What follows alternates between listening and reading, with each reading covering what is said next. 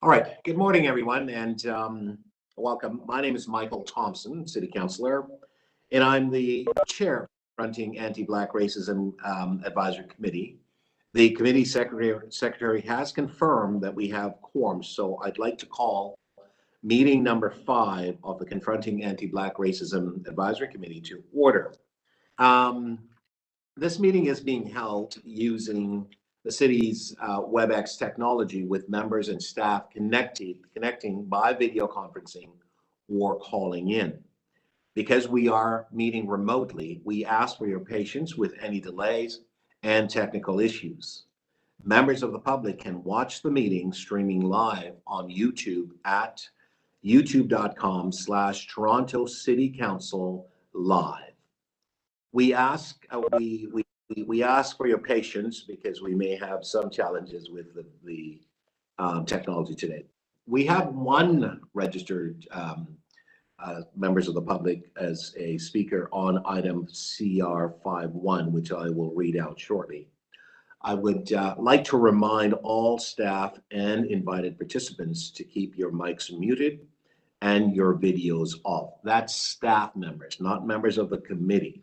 Unless you need to address the committee, this will make it easier for me as the chair and for those watching on YouTube to see the members as we debate and vote on agenda items. Members, please keep your mics muted unless you wish to question staff or speak on an item. If members wish to ask questions of staff or to speak, please make sure your video is turned on and raise your hand, or unmute your mic and indicate your intention to speak, and I will create a speakers list. When voting on a item or a motion, I ask members to turn on your videos and raise your hand to indicate your vote. If there is a recorded vote, I will ask you to state if you are in favor or oppose. Members, I want to remind you that although we are participating remotely, sorry, just having some technical issues here. Here we go. Although we are participating remotely, we must still submit our motions in writing.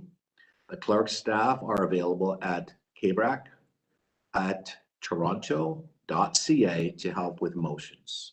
Although we are in different locations and meeting remotely today, the Confronting Anti-Black Racism Advisory Committee acknowledges the land we're meeting on is the traditional territory of many nations, including the Mississauga of the Credit, the Anishinaabe, the Chippewa, the Haudenosaunee, and the Wendat people, and is now home to many diverse First Nations, Inuits, and Métis people. We also acknowledge that Toronto is covered by Treaty 13 with the Mississauga of the Credit. On this very significant month, I also would like to recognize the many ancestors of African descent who have contributed to the history and the current legacy of Black communities with an African ancestral acknowledgement. I acknowledge that we are all treaty peoples, including those who came here as settlers, as migrants, either in this generation or in generation past. And those of us who came here involuntarily, particularly those brought to these lands as a result of the transatlantic slave trade and slavery. We pay tribute to those ancestors of African origin and descent. I would also like to take a moment to welcome Elder Janelle Skerritt, a leader who has supported Black communities in Toronto for more than 30 years through her leadership in the nonprofit sector. May I now invite Elder Janelle Skerritt to give us a few words. Elder Skerritt, are you there? Yes, I am, and I thank you so much. So we begin this morning in gratitude for the gift of another day, for the hope of another year, and for the lessons of yesterday and the promise of tomorrow. And just before I got ready this morning, I read about the discovery of even more bodies in Saskatchewan on Tuesday.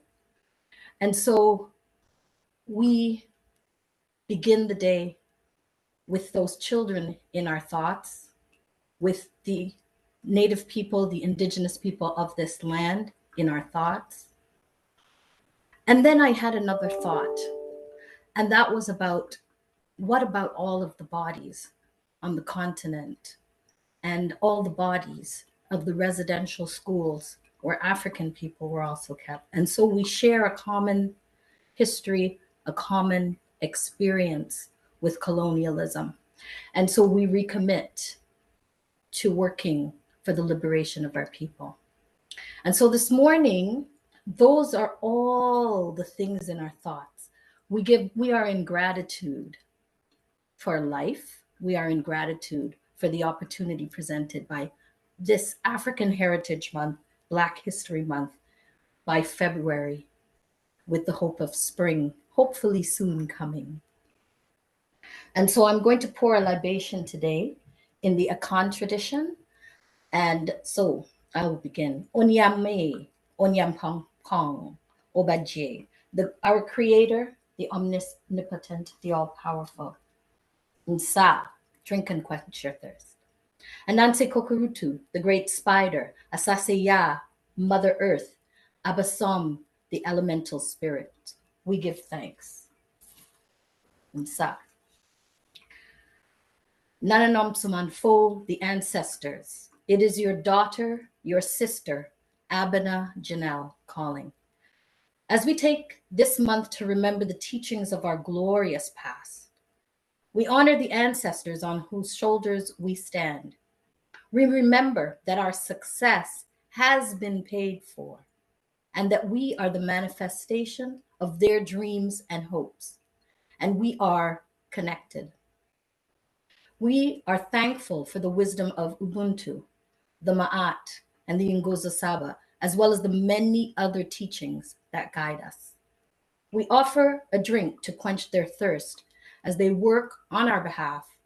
Today, we are calling on our ancestors to fortify and strengthen the members of Confronting Anti-Black Racism Advisory Committee on the occasion of its first meeting of 2022. May you guide their discussions and decisions and let their words fall sweetly on each other's ears. We ask that our actions heal our bodies and our minds from the grief, sickness, and pain caused by the COVID-19 pandemic. Stand with us as we liberate our community from anti-Black racism. Inspire us to know and love ourselves. Stimulate our minds to provide clarity and focus as we reconnect to the source of our power. Inspire us to stand with integrity and unity of purpose. We represent our people and courageously challenge the city of Toronto and inspire the world to transform. We already know that you are with us and offer you this drink to quench your thirst. And so together we say Nsa, and we call the names of our beloved ancestors. If you can unmute, now would be a time to do that. I'm going to call the name of some of our ancestors, and you are welcome to join me in name calling. So, Nanaya Asantewa, Nsa. Kwame Nkrumah, Nsa. Toussaint Louverture, Nsa. Dudley Laws, Nsa. Sister Akua Walcott, Nsa. Sister Sharona Hall, Nsa. Owen Sankara, who's journeying today to the ancestors. Marie Joseph Angelique, Nsa. And the floor is open for you.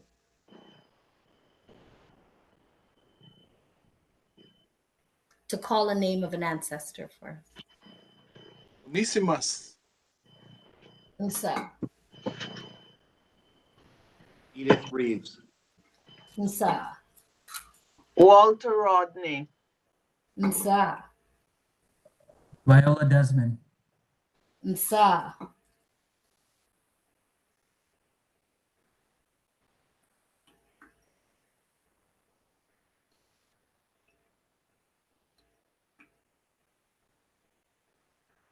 When we call one, we call all.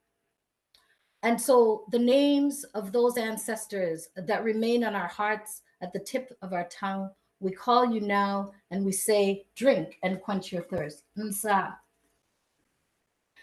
We seek forgiveness for anything we may have done wrong or that may have caused harm to others, now, in the past, or in our future. And we thank Onyame for creation, for life, for our family, and for our community. Madasi, Madasi, Madasi Pa. Yo, Monikasa. It is finished and it is good. Have a beautiful meeting. Thank you very much, Elder. We really appreciate this. And I don't know about you members, but I just feel a warmth and strength through the commentary and the words of Elder Skerritt. And I want to just thank her as this committee convened its first meeting of 2022. And recognizing Black History Month, it is extremely important in terms of our work here today. Members, are there any declaration of conflict of interest under the Municipal Conflict of Interest Act? I'm just going to look to see if there is any hands. If there are any, please, if you would declare your interest, and please indicate the item number and of course the nature of your interest. I don't see any hands, and I can't see everyone as I look at the screen. So if there is anyone who has any interest under the Municipal Conflict of Interest Act, if you could just maybe just state that, that would be great. All right, I'm not seeing any, so I think that we're okay. If you do have a conflict, please, the clerk can provide you with the forms that you need to complete, and the forms must be submitted and your declaration be known before the end of this meeting. Members, before we get to the agenda items, and there are only 3 items on the agenda, I would like to just offer a few remarks. I'm going to also suggest, and this is not in the script, but I'm going to suggest, as we are celebrating and recognizing Black history in the month of February, that perhaps it would be an opportunity for members, if you wish, to maybe make a comment. Maybe something interesting has happened to you, both positive and maybe negative, through this month of February, that may help us in terms of either a teachable moment, something that we can learn, and or an expression that can offer some guidance and hope towards the future and so on. So as you know, the city of Toronto has been a city of many firsts. When it actually comes to Black history in Canada, the city of Toronto was also the first. In 1979, 43 years ago, the city became the first municipality in Canada to proclaim a Black History Month through the advocacy of many individuals and organizations, such as the Ontario Black History Society. And so today, I am proud to stand with co-chair Justice Betty and each of the esteemed members of the committee to recognize the historic nature of this advisory committee, its mandate, and its potential for impact. Black leadership and meaningful strategic changes within the City of Toronto's structure. I'd also like to recognize that in 1995, the Honorable Jean Augustine was instrumental in having the Government of Canada the day proclaiming February as a Black History Month in Canada. The First of its kind anywhere in Canada. In less than 1 year, this committee has engaged the city's most senior leadership, including Mayor Tory and city manager, the chief financial officer and treasurer, the provincial anti-racism directorate, and the federal anti-racism secretariat, in addition to many trusted Black community leaders on topics including education, digital infrastructure, and community development. This advisory intervention has helped to fulfill the city's commitment to advance outcome towards the United Nations International Decade for People of African Descent. Also provided critical feedback to shape strategic interventions and embedded increased support within the citywide process, practices, and plans. We have, in fact, come a long way since 1979, when the first Black History Month was officially recognized in Toronto. But I think that we all know that we have a long, long, long way to go. On a daily basis, many of us deal with many issues that we wish we would not have to deal with. And it is because of a systemic system that continues to obviously contribute to hate and racism that is felt by members of the Black community. And we know that it is not just members of the Black community who experience hate on a daily basis. And so there is every effort that's being made to transform and change. But we know that although efforts and collaboration are taking place, we still have a long way to go.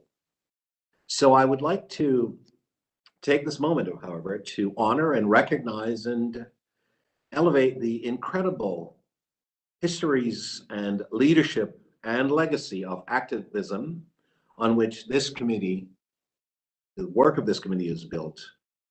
And I challenge us to all bring our best efforts to the ongoing and complex issues facing Black Torontonians today. Today's agenda will focus on 3 specific issues which have been identified and prioritized as central areas of work for the KBRAC unit and our committee. 1, support for Black communities during COVID-19. 2, effective response to address mental health. And 3, employment challenges in the Black community with a particular focus on supporting Black youth. Members, as I had indicated earlier, that there will be an opportunity now, and it's not part of the script, but I think it would be fitting if we were to comment individually on some of our experiences that we have experienced so far this month, in this Black History Month, which is recognizing the history of Blacks in contribution, past, present, and of course, future.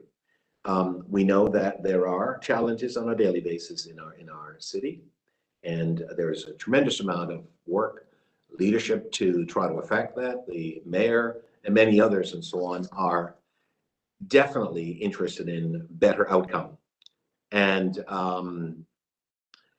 it's really super important for us to obviously speak about our daily experiences and so on, because we want to bring about changes and we want to have others have an understanding of some of the challenges that we face on a daily basis. So, members, which of you would like to maybe make a comment as I've just expressed myself with respect to the month, Black History Month, and maybe you can just tell us how your month of February, Black History Month, is going, and perhaps speak to any experiences, either very positive or negative, that maybe you'd like to inform members of this committee about and others who are watching. So I'm looking at the screen. Is there anyone who wishes to perhaps comment?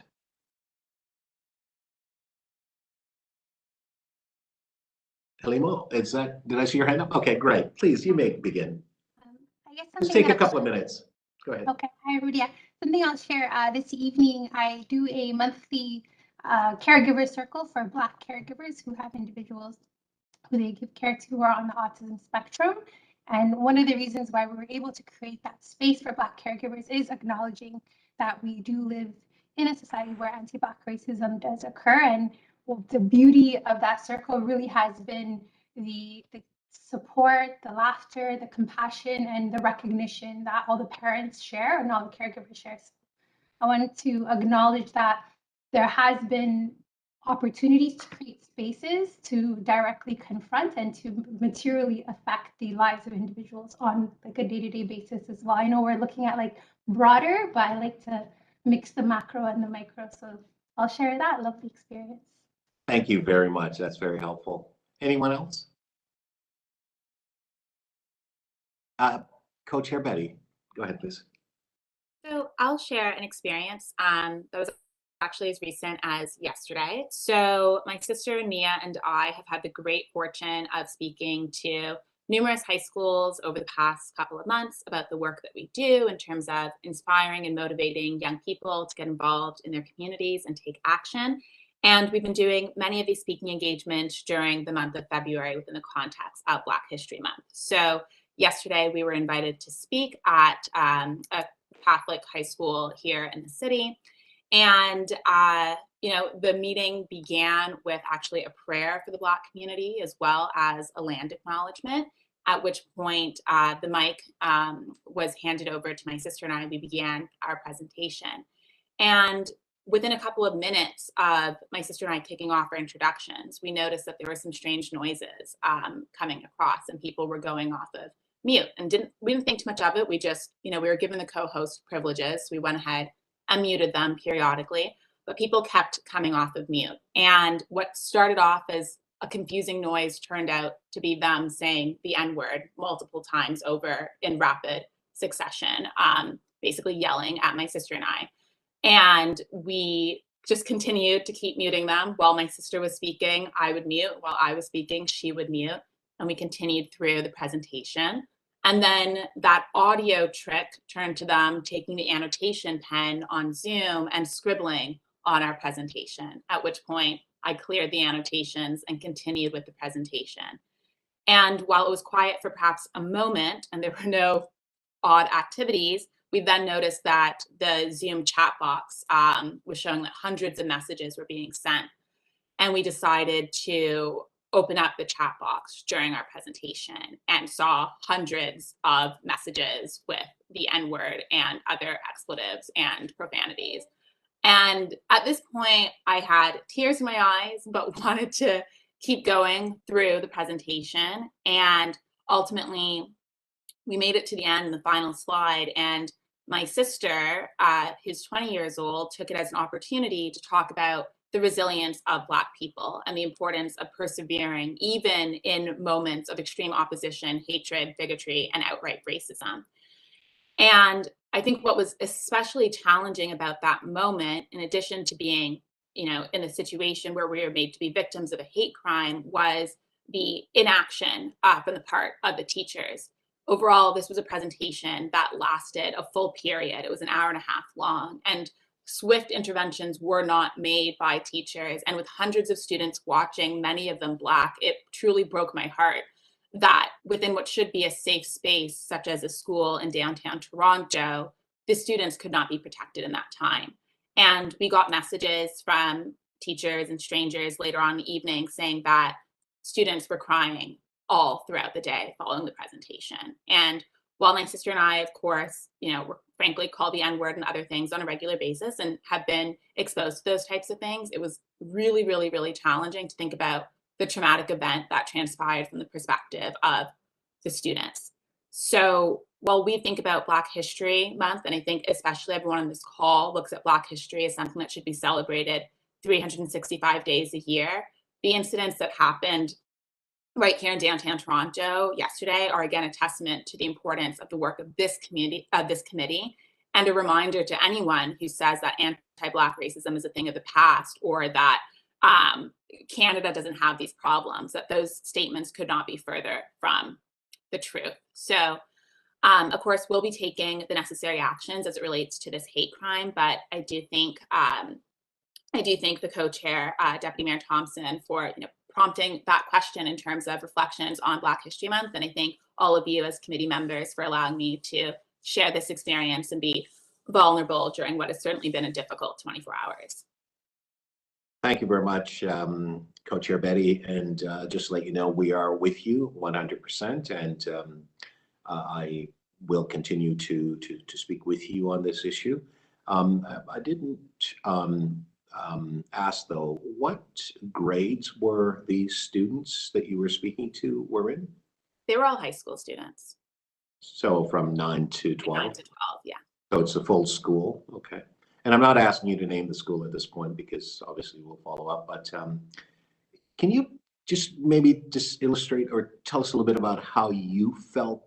I mean, you sort of intimated a little bit, but how did you feel? You are a smart, articulate, a graduate from a prestigious university in the United States. You are a valedictorian and so on, and you have just immersed yourself in such greatness and so on. But how did you really feel in terms of all that you've achieved? And for that moment to reduce you to feel or to suggest that you were not equal, that you were not capable, because really it all comes down to all of those particular variables and so on. So maybe can you speak to that for us for a moment? Because I think it really is important for people to understand. I think we often talk about the United States, we talk about how prevalent it is there, and we have a tendency, particularly in this city of Toronto, where we talk about the most diverse city in the world and diversity and equity and all the things that we're trying to do. Tell us how you as a young person felt personally. Give us a taste of that, please, before we proceed with the agenda. Absolutely, and thank you for the question. I mean, it took me back, frankly, to the first time in my life when I was called the N-word. And as a pretty assertive person growing up, I've never ever struggled to find my words. But when I went to respond to that person who confronted me on my university campus at the time, I had no words. Like, all of the wind had been taken out of my body and I could not respond, which was frustrating for me at that time. And then I went into class later trying to brush it off, hold my head high and keep going, and I burst into tears.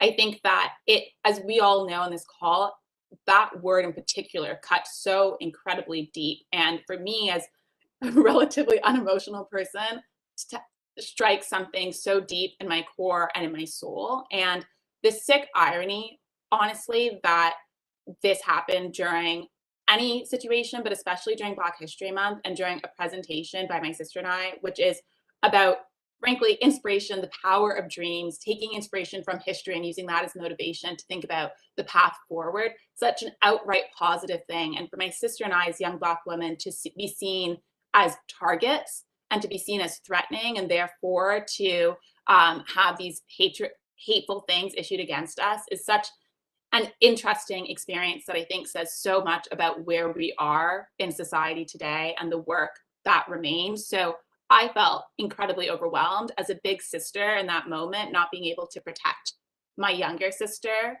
to the point where I was like really brought to tears in that moment, but also trying to control my emotions was a whole other set of overwhelming feelings. And the hardest part truly was thinking about the fact that those students in that moment, the young Black woman who introduced us at the beginning of the presentation and talked about how excited she was to hear from us, and to just see that she was let down by her teachers. And my sister and I have a lot of respect for teachers and faculty and administrators, and just feel like, if anything, this is a situation that indicates a severe gap in training in terms of being able to respond to these things with a quickness and ultimately protect their students. Thank you very much, Justice Betty. Just before we move to the agenda, does anyone wish to comment, or does anyone else wish to comment on the remarks of Justice Betty, or does anyone else wish to share anything with the committee? Just looking through, I don't see anyone else. Okay, Ms. Phillips, go ahead, please.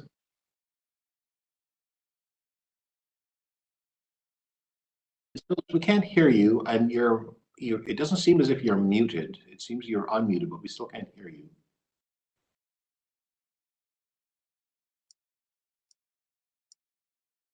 Still can't hear you.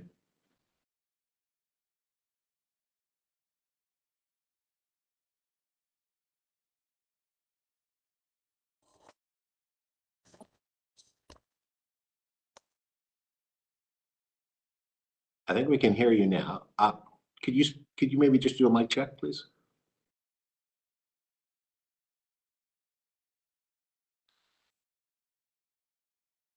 So maybe, Ms. Phillips, what we'll do, we'll come back to you and so on. So let me just one final time. Is there anyone else wishing to comment or ask a question?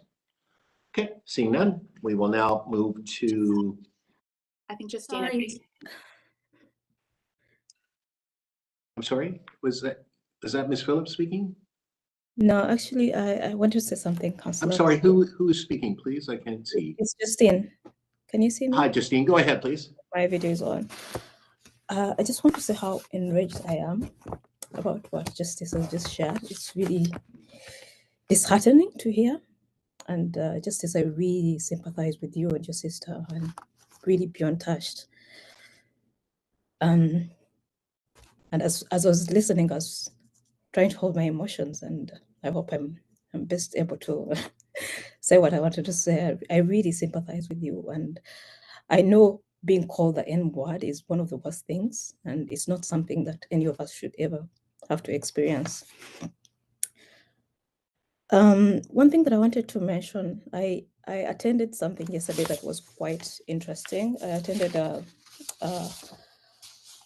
an event by the Canadian Club of Toronto. It was a celebration of Black joy, which was really, really moving. So I'm really sorry that Justice, you had this horrible experience, but on the other hand, this event was really about showing what Black excellency is, and not just Black excellence in terms of all of us have to be at this high level, but it's about actually us as a Black community having to rest, refuel, re-energize, and being the best that we can be in whichever situation, whether it's just the ups and downs.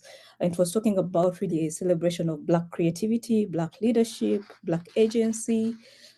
And it gave a lot of thought about Black creativity, but also in terms of what it means as a Black person coming into a workplace, which I really thought was really impactful. It talked about the ability to bring your authentic self to work, which is what defines a positive work environment.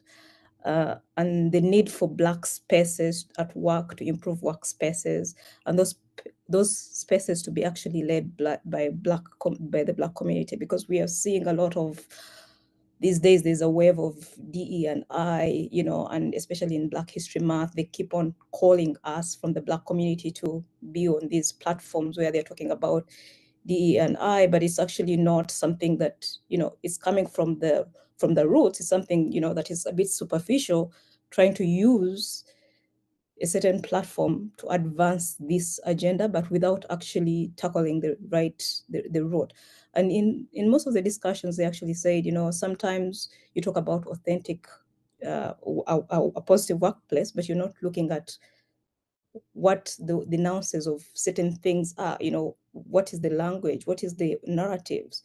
And that got me actually thinking about the different ways that we can continue to advance. I think the more that we speak up, the more that we share our experiences, and thank you so much, Councillor Thompson, for bringing this up. I think the more that we will advance as a Black community. The other thing that I picked from this event was that as much as this is a time for us to celebrate, there are so many other organizations out there that are looking to have airtime, if I would call it that, trying to say, hey, come on tour, let's do this, so that they are seen to be actually advocating for the Black community. But one thing that one of the executive directors for the NIA Center said that as organizations of Black communities, we need to ensure that we are building reciprocal relationships, long-term partnerships. So all this time, energy, and the donations that are actually being provided, they are quite valuable, but to look beyond what we are actually seeing and making sure that these relationships are reciprocal and they're helping to diversify and aid change in our communities, and also all the sectors in our communities that are being affected by anti-Black racism. So I just wanted to share that. And when I had also Justice mention, my daughter is in preschool, so she goes to nursery. She's just recently made 4. And I was very surprised the other day, the teachers at her school asked me to come up with something to teach them about Black History Month. My daughter, by the way, is the only Black child in this school. So I thought, oh, that's really interesting, because they're trying to ensure that children as young as in preschool, they're actually having an idea about this. And the first thing that came to mind was, I should actually talk to some of my Kabrak members to see what is the key information that needs to be taken forward. And I think I'll just I will reach out to Justice to pick her thoughts, and any of you who would wish to share some thoughts, I would love to pick on that. And one last thing, Mayor Thompson, I also recently read about a lady called Rosemary Sandia, who actually advocated a lot in terms of the recognition of the Black History Month before the Honorable Jean Augustine took it to the Federal House. So I think she's also one of the people that we should definitely really pay tribute to and acknowledge during this month. So thank you so much. Thank you very much for that. That's very helpful. I believe that Ms. Sadler was very much involved with the Ontario Black History Society during the period in 1979, but you are right. Thank you very much. All right, we do have to move on. Just going to check out with Ms. Phillips to see whether or not your audio has returned. Can you maybe just unmute and let's do a quick test? Ms. Phillips, I'm afraid your audio is still not working. All right, so we may come back a little bit later on and maybe touch on this towards the end of the meeting, but let's move forward. There are 3 items that we will be dealing with on the agenda today. The first of which is CR 5.1, the impacts of COVID-19 on the Black communities. We have a presentation. Then CR 5.2, employment supports and program for Black Torontonians, again, presentation. And then CR 5.3, pathways to care. So we will come back, and if members would like towards the end, I may give you a few more minutes, depending on our time, just to flush out some of the thoughts that you have with respect to Black History Month, and perhaps some of the experience that you have had. One of the things I would like to say just before we move ahead, I've spoken with several parents who have their children in school, and obviously we had the virtual learning, and they have said to me that they have watched how the teachers have communicated with their children versus other children. They have talked about when the teachers talk to Black children, the methods and the way that they speak at them as opposed to speaking to them conveys a different sense of what they would say, which their words were more comforting and more supportive. When they spoke to other children, they were more comforting and more supportive, and so on. I think these are some of the things that we need to talk about. These are some of the things that is reflected in the need to obviously try to bring about some resolution in challenging the status quo. And as much as we are working about addressing matters in the City of Toronto, there is a widespread element that is external of the City of Toronto that we deal with on a daily basis. So there's a lot of work to be done. So members, moving on to CR 5.1, the impact of COVID-19 on Black communities. We begin the presentation with this particular item. We will then also hear from, there is one public speaker on this item. And I understand that Dr. Awatu Kenti it will be presenting to us this morning. And Dr. Kenti began his work as a special advisor with Social Development and Finance Administration in the fall of 2020 to help strengthen the city's COVID equity action plan with community partners and develop effective approaches for community mobilization and vaccination. He is the chair of the Black Scientists Task Force and special advisor for vaccine equity strategy in community resource section, social development finance and administration division. He's here to provide his presentation to us this morning. He'll provide obviously the significance and the importance of the work that they've done with respect to COVID-19 in the Black community. Doctor, are you here? I am. Oh, fantastic. Good morning and welcome. It's an honor to have you with us this morning. And may I just say thank you so much for your outstanding leadership and work that you have basically done as great service to Toronto and certainly the Black community. Thank you, sir. You may begin. Thank you for that wonderful introduction. And I have my colleague with me, Dr. Candice Todd. And, you know, we were having difficulties in terms of timing, but finally she sort of changed her schedule this morning so she could be with me. And so we'll be switching out, we'll be alternating on the slides, although I'm controlling the slides. And so for the opening, and Candice, are you here with me? Can you hear me? I am. Hi, everyone. Okay, Thanks for having great. us. All right. So, yeah, just to add to the conversation that's been taking place very quickly, you know, this first slide, the point we wanted to make with this slide is that the more things change, the more they stay the same. We've experienced tectonic shifts in the environment. There's more recognition of anti-Black racism than ever before. We have many more allies than ever before, people who are prepared to stand with us against white supremacy. And funding has burgeoned. Universities are declaring anti-Black racism a priority. So really, things are not the same as they were in 2019. But on the other hand, you know, we are witnessing higher rates of poverty, higher rates of racialized homelessness, higher rates of Black unemployment, especially youth unemployment. And of course, we are seeing a tragic change in who's involved in gun violence victimization, both at the victimizer level and the victim level. And for us, remember, the victims and the victimizers are the same. They're both victims of anti-Black racism. So the more things change, the more they stay the same, but some things are new. And I would put it to you by way of introduction, that digital racism is new. We have to worry about algorithms. Never had to worry about algorithms. I keep forgetting the word algorithms, and my students keep having to remind me, that's what you're talking about, algorithms. And we have to worry about digital racism so that, you know, racists are interrupting our experiences, but we also have something called digital blackface, where people pretend to be Black and drive misinformation campaigns that target our community and our community's understanding of its current experience in the pandemic and COVID, as well as vaccines.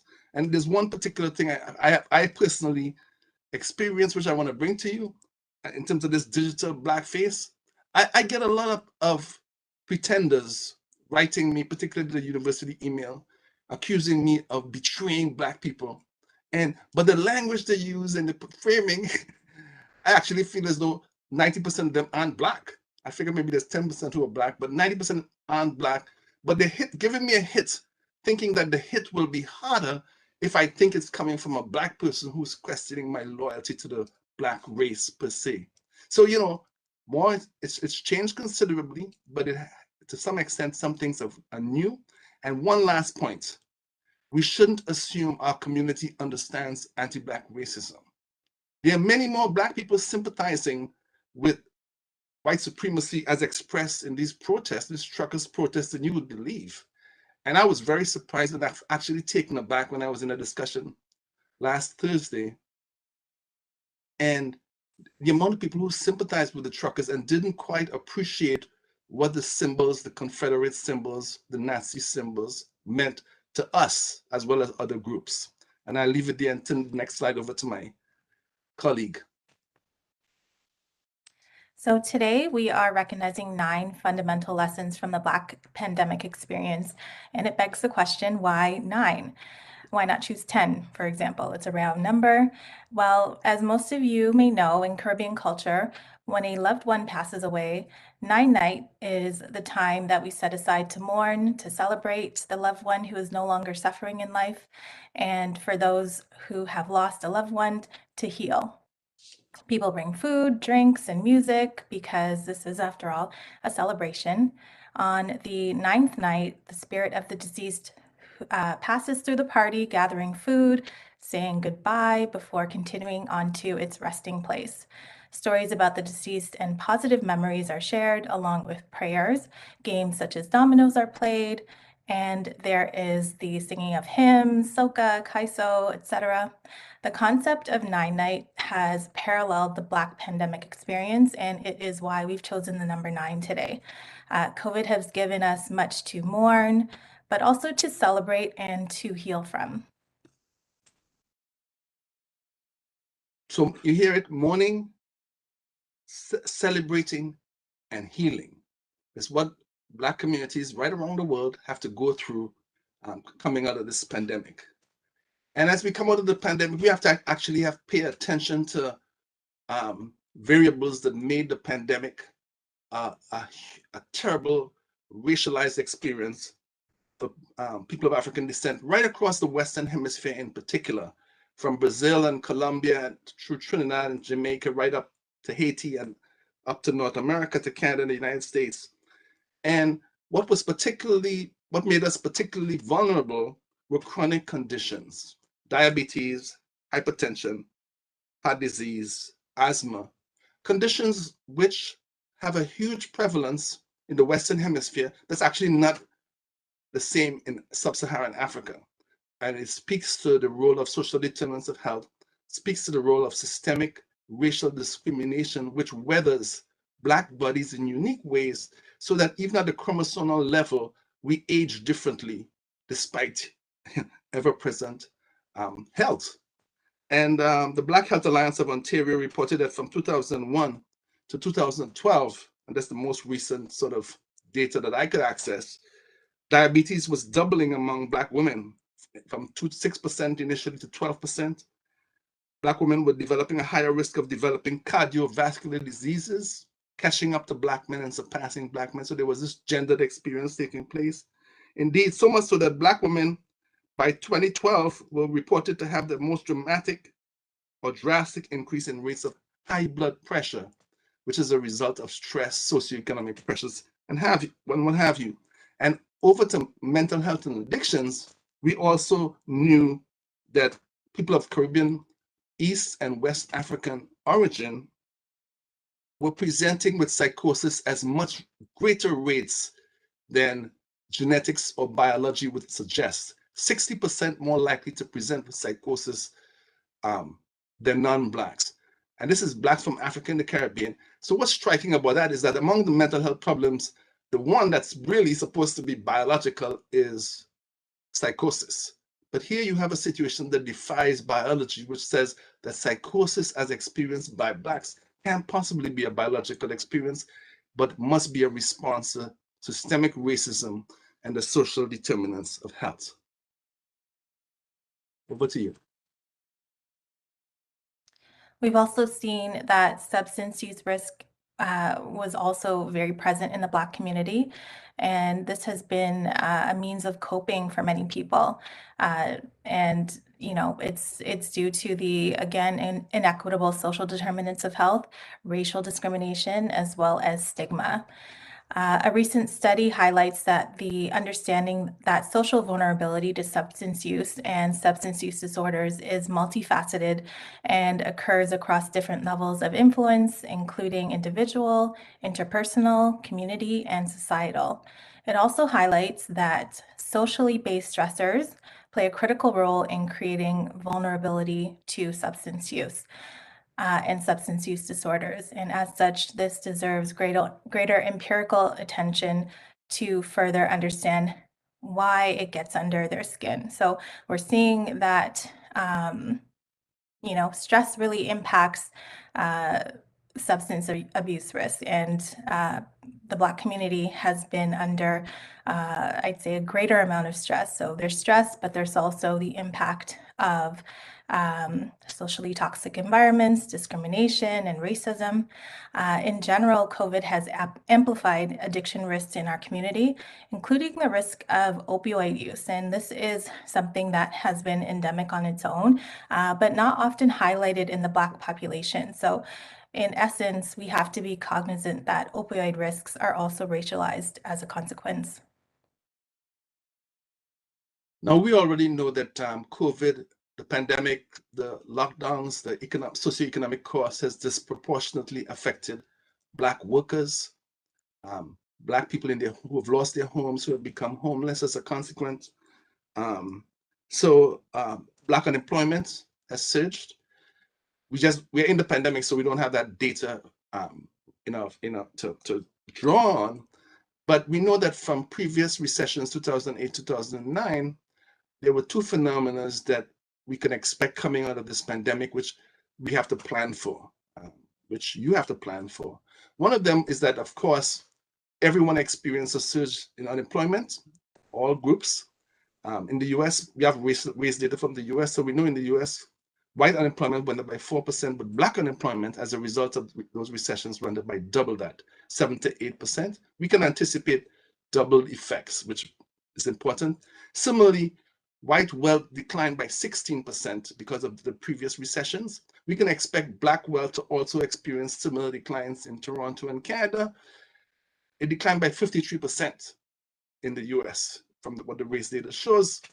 We have no idea what the effects will be, but we can anticipate that that's going to be a similar kind of socioeconomic effect that has to be incorporated as a racialized effect.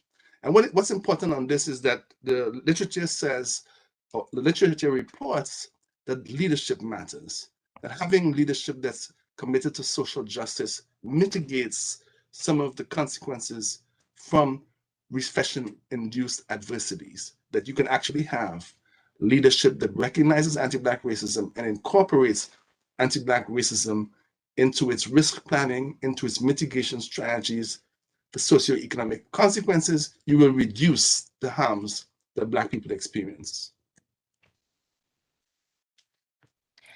As we know, the consequences of racial discrimination in health is borne out by the levels and cost of historical mistrust by racialized communities. So we have a long-standing history of mistrust with the medical community and the healthcare world. Interpersonal training does have its limits, and anti-racism competencies and capacity cannot be an add-on. So, you know, this is sort of to Justice's point earlier. I did hear your story, and you know, I'm appalled by it. But this, you know, it's something that can lend to even the educational system. But healthcare institutions need to incorporate organizational change, as Akwati was saying. According to the latest research, healthcare institutions need to incorporate explicit shared language of anti-racism. Anti-racism actions should incorporate leadership buy-in and commitment with dedicated resources, support, and funding. The approach should be multi-level, beginning with policy and organizational interventions. Transparent accountability mechanisms for sustainable change should be included, as well as long-term meaningful partnerships with Black and other racialized communities, and education and training needs to be there as well. So during the pandemic, what we needed to use in a way that we had never imagined before, digital mental health supports, and it's been working. And you know, I was surfing CAMH's website to see, you know, what was particularly effective, and they had something called COVID Coach, an app called COVID Coach that seems to have a lot of uptake.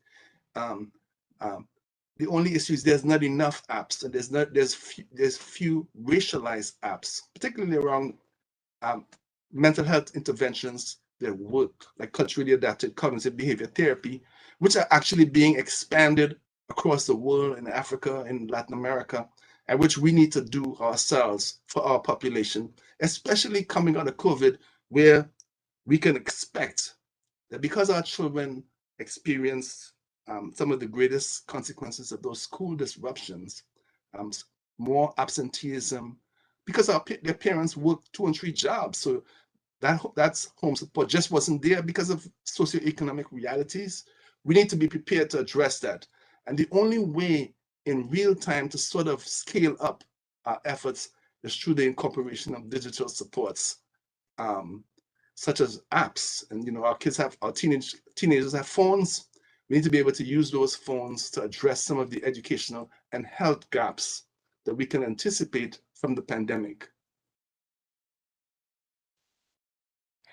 All right, increased access for community and social support has revealed new health possibilities. And this is where we can really applaud the city's efforts. Of great concern in the Black community is the stigma behind mental health.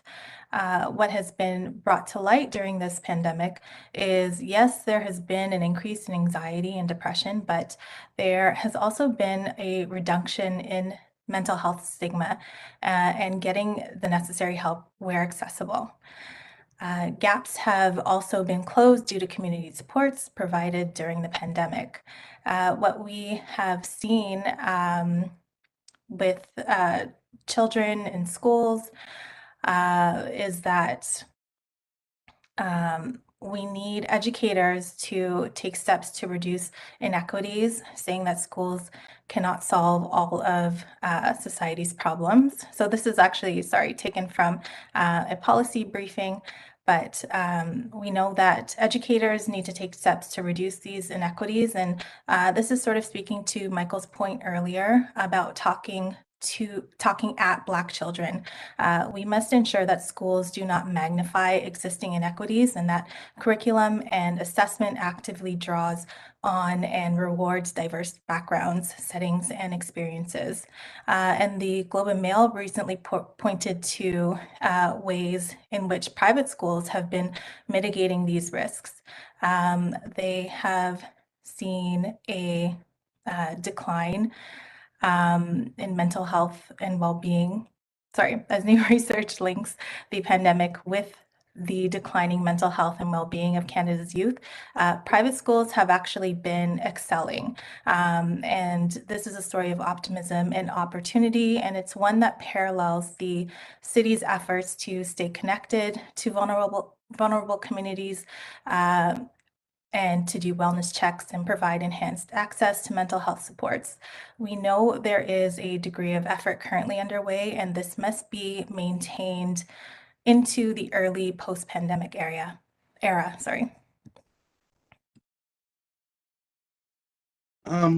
This slide kind of speaks for itself, and I don't have to tell you that one of the reasons why we've had the degree of historical mistrust and vaccine mistrust is really because the double standard is apparent.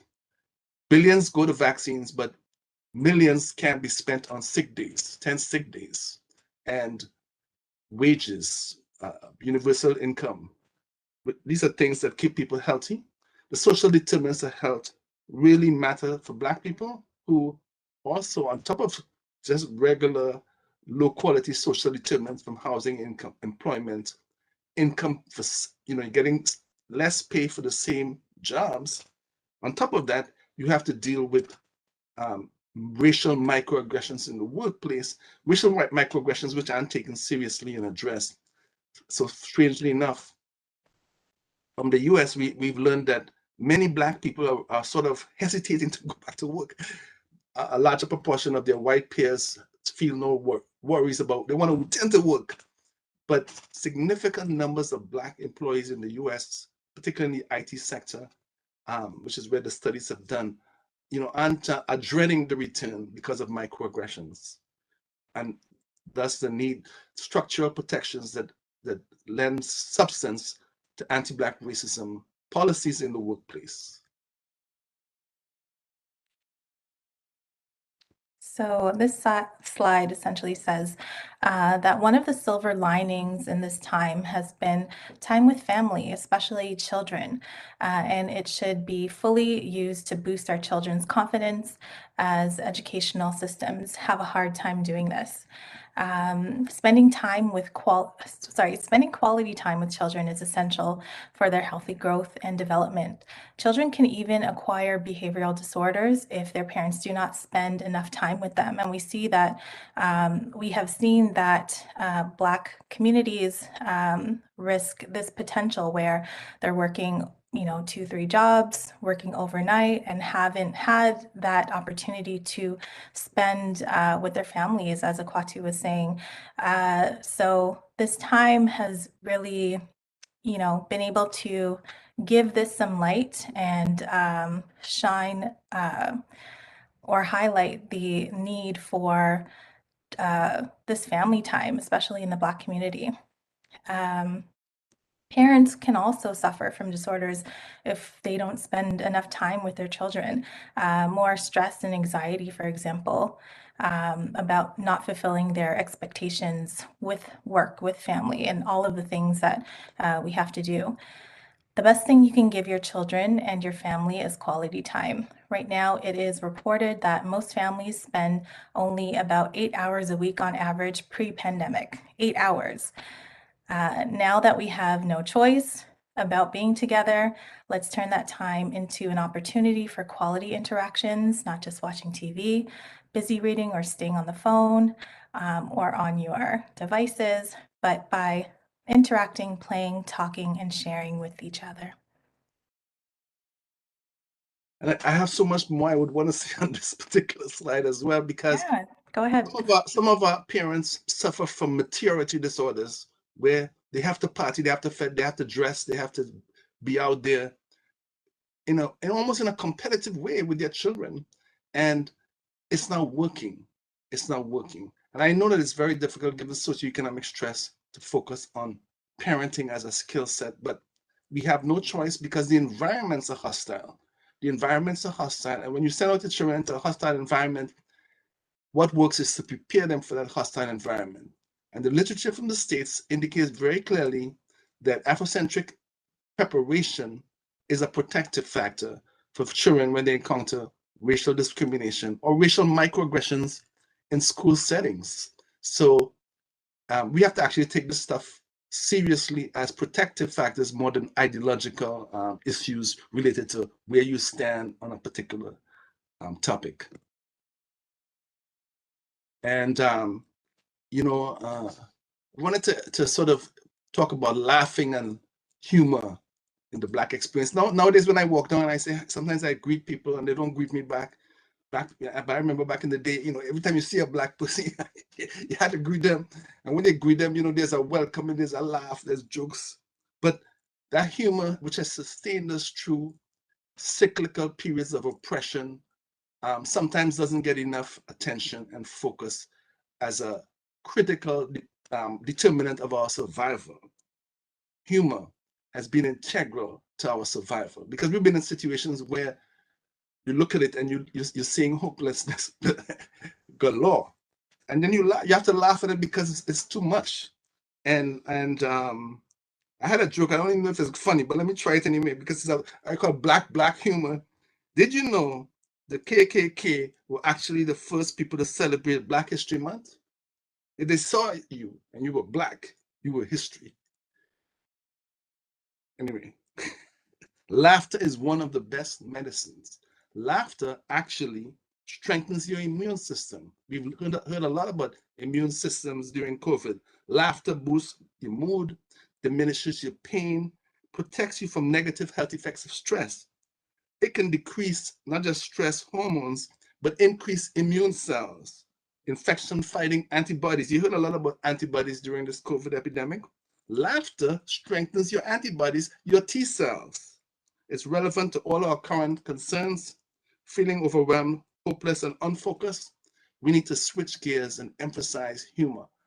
Your belly busts, as the comedian says, and we need to really take a step back. It's not just about medicine. It's about how we perceive our situation and how we learn to laugh at our situation going forward. So laughter is medicine that needs to be amplified in our community. Free too. All right. That's the end. Thank you so much for your time. Thank you very much, Dr. Ginty and Todd. I think that your presentation is extremely beneficial and helpful in terms of setting the table. So members, we're going to allow questions for both of our presenters. But just before I do that, I had missed the confirmation of the minutes from our last meeting, and I wanted to basically do that now. So with your permission, I'd like to move confirmation of our meeting of our last committee meeting, which was all the way back into last year, was in November 18th to be exact, actually. So all those in favor? Opposed? That's carried. Thank you very much. All right, the floor is open for questions. I'm just looking at the screen. Chair? Yes. Who may I ask? Is that Dr. Daniels? Mr. Chair, it's Oh, yes, Jonathan. that's Jonathan. That's you. Okay, sorry. Jonathan, go Mr. ahead. Chair, we have one registered public Oh, the speaker, speaker. yes, all right. So let me just do that. Yes, let me, thank you, Thank you very Jonathan, much. for that. I'll get back to, I think it's Mr. McKee. Let me just do 1 second here. Let's just flip over to that page. And let me just, but members, I want to just remind you to basically start to form your questions with respect to the presentation that's just been given. So we have one public speaker, and this is Dave McNee. Dave, are you with us? Just looking for your tile. I don't see it in front of me. Can you hear me? I can hear you now, actually. Perfect. I don't know if my video will stay Your on. video, okay, your video's on now. I can hear you and see you. Thank you. Good morning. Excellent. Welcome to our committee. You have 5 minutes, please. Excellent. And yes, thank you for having me today, or thank you for allowing me to speak today. And definitely going to be going over some of the points that the previous presenters actually went over. So my name is Dave McNee. I'm a principal here in a high school here in Toronto, and I'm also the managing director of a nonprofit engaged in driving the connection between sports and mathematics. I'm here today to speak to the committee about the current mandates that are affecting the Black community. Now, I'm not here to talk about the rhetoric about the COVID-19 mandates, but here to focus on the impeding issue that COVID is having and will continue to have on the Black community here in Toronto. The City of Toronto established the action plan to confront anti-Black racism, to confront the ever-growing calls to combat racial issues and inequities faced by our community. Since the mandate, the CABRAC has been formed, along with subcommittees, like the Food Sovereignty Committee, the Black Resilience Cluster, and the Partnership and Accountability Circle, which I'm a part of which I'm a part of. This committee has helped to provide a vital force, or these committees have provided vital force to the social issues facing the Black Torontonians. But one item that has remained to be, I would say, be silent is the idea of financial stability. Now, let's be real. Financial stability is one, if not the most important issues facing any organization, whether it's a company, municipality, and those are just to name a few. Financial support can come in many ways, but equity in either homes, businesses, investments, or cash is the main source of financial stability. Amongst the Black population, only 7% of Black Torontonians bring over $50,000 annually, and is lowest amongst other racialized groups. While home ownership of Black Torontonians is only 29%, it's a far cry of 71% of renters that are Black. Coupled with the rising cost of homes, it is becoming an idea that is almost impossible at this point. Business support can come from equity in someone's home or direct loan from a bank. But with both options out of reach for most Black Torontonians, it makes it more difficult for Black Toronto business owners to become self-sufficient and able to support their families or thinking of supporting a family in the future, especially those families or those individuals looking to leave a legacy.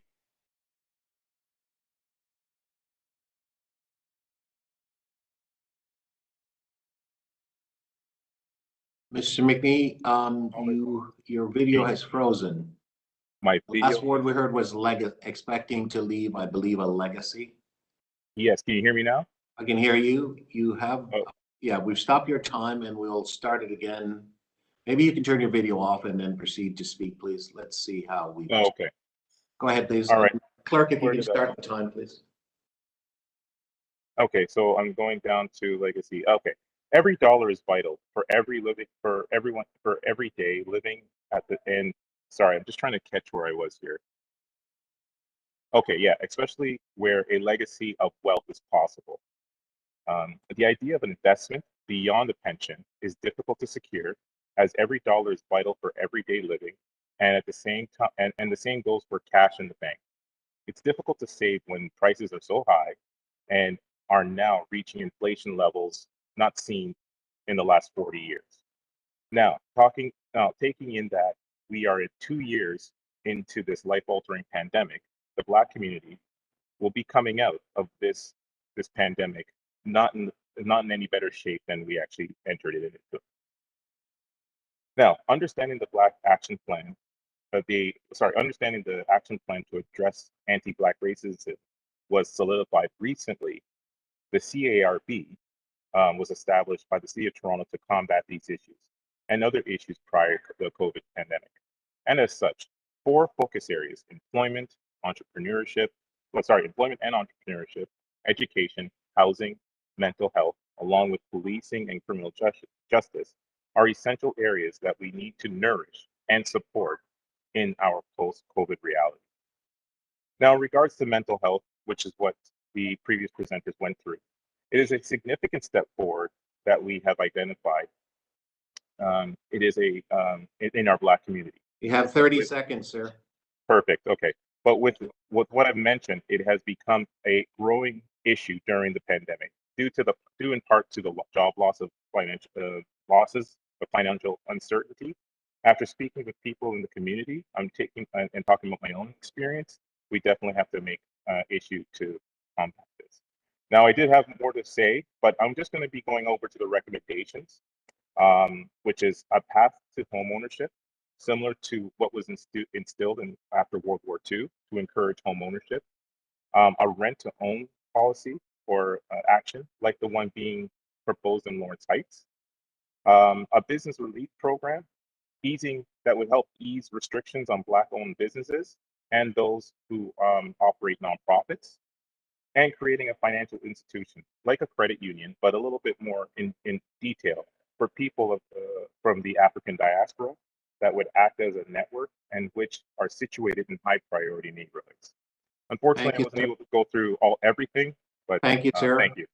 We have your written submission. That's helpful. Let's see whether or not through the questioning, members may be able to help you to draw some of the additional points that you wanted to make. So, members, I'm just looking to see if there are any questions for our speaker, Mr. McNee.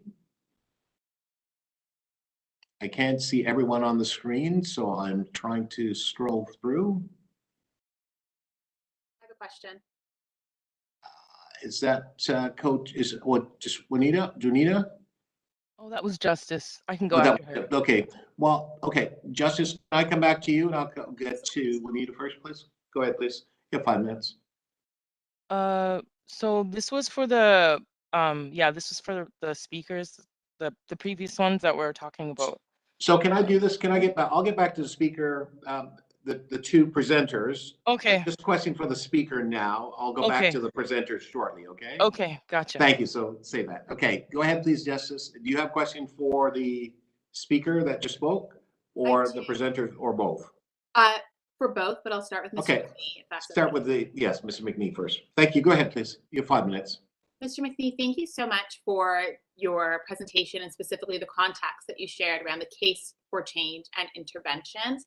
Curious to hear what your guidance would be, or what your proposed intervention might be from the perspective of the municipal government in terms of making a tactical change to alleviate the circumstances as it relates to the Black community based on all that you described. Yeah, so I mean, there's definitely ways that the municipal government can call on, you know, help from the provincial government. But there are, what I'm proposing, like for example, the rent to own policy. There has been some talks within the Lawrence Heights area to actually push for rent to own units. And this is something that I was a part of. Mike Cole's office was actually a part of it.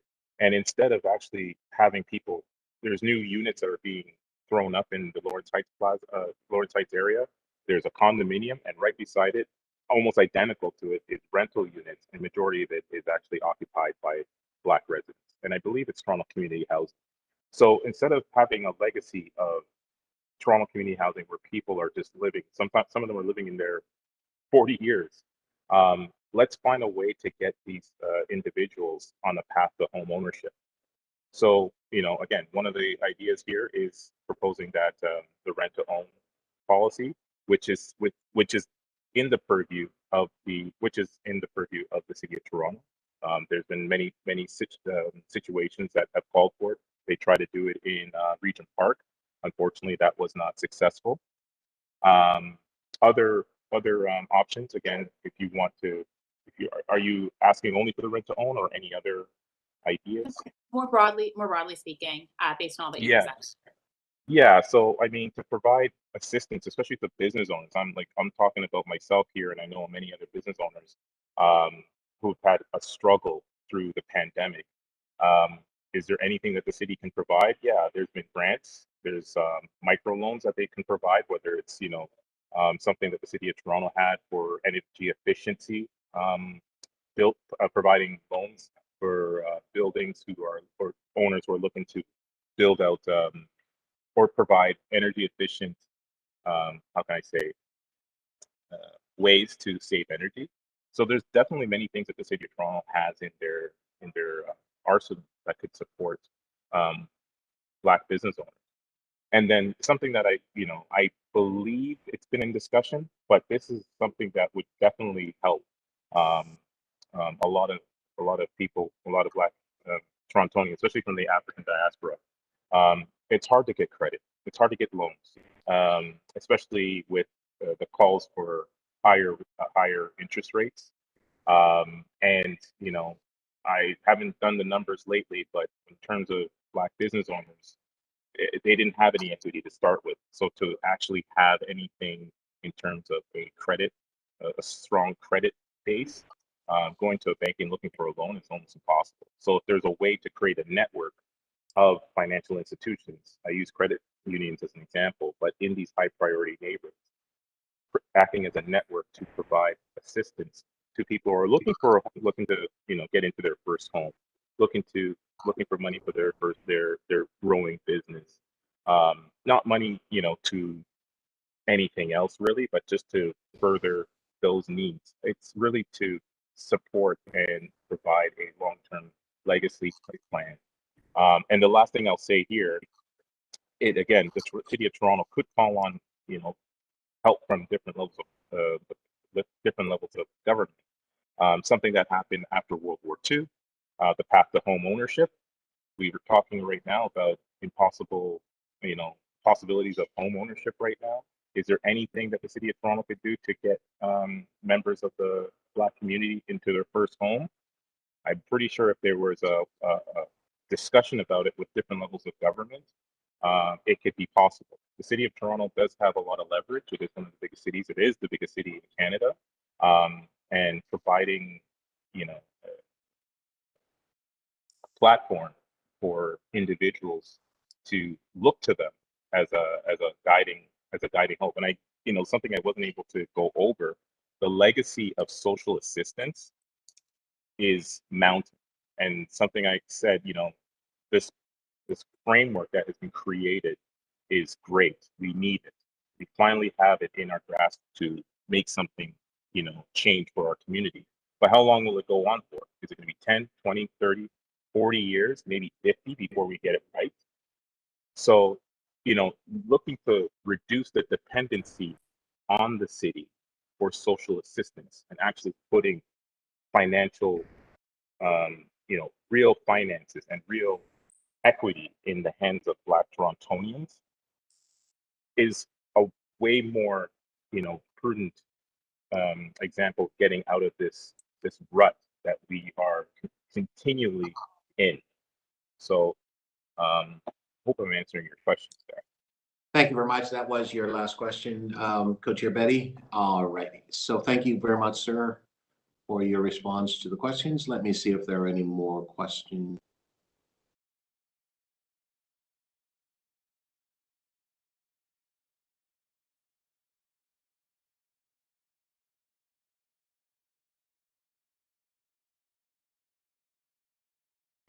Questions of the presenters. I believe, Juanita, you had your hand up, and then I see Ms. Phillips. I don't know if your mic is working yet. I hope that it is. So questions for Dr. Kente and Todd. All right, so who would like, Juanita, just looking at that. Dr. Daniels, I'll put you on my list. I see your hand up. And Ms. Phillips. So let me just make a quick list, but Juanita, if you could go ahead, please, and I will get Dr. Daniels and Halimo, and then Ms. Phillips. Go ahead, please. You have 5 minutes. Thank you so much for that really in-depth and insightful presentation. There was a mention in the presentation about mental health and how there has been an increase in resources specifically for the Black community. I was also wondering if there had been any studies or anything done about the stigma within the Black community about mental health. Has there been a more of an openness to talk about mental health? Has there been a shift in attitudes as a result of COVID in terms of accessing mental health? Because I definitely know firsthand that the stigma around mental health is definitely one of the barriers to access. So if you can speak to that, that would be great. Thank you.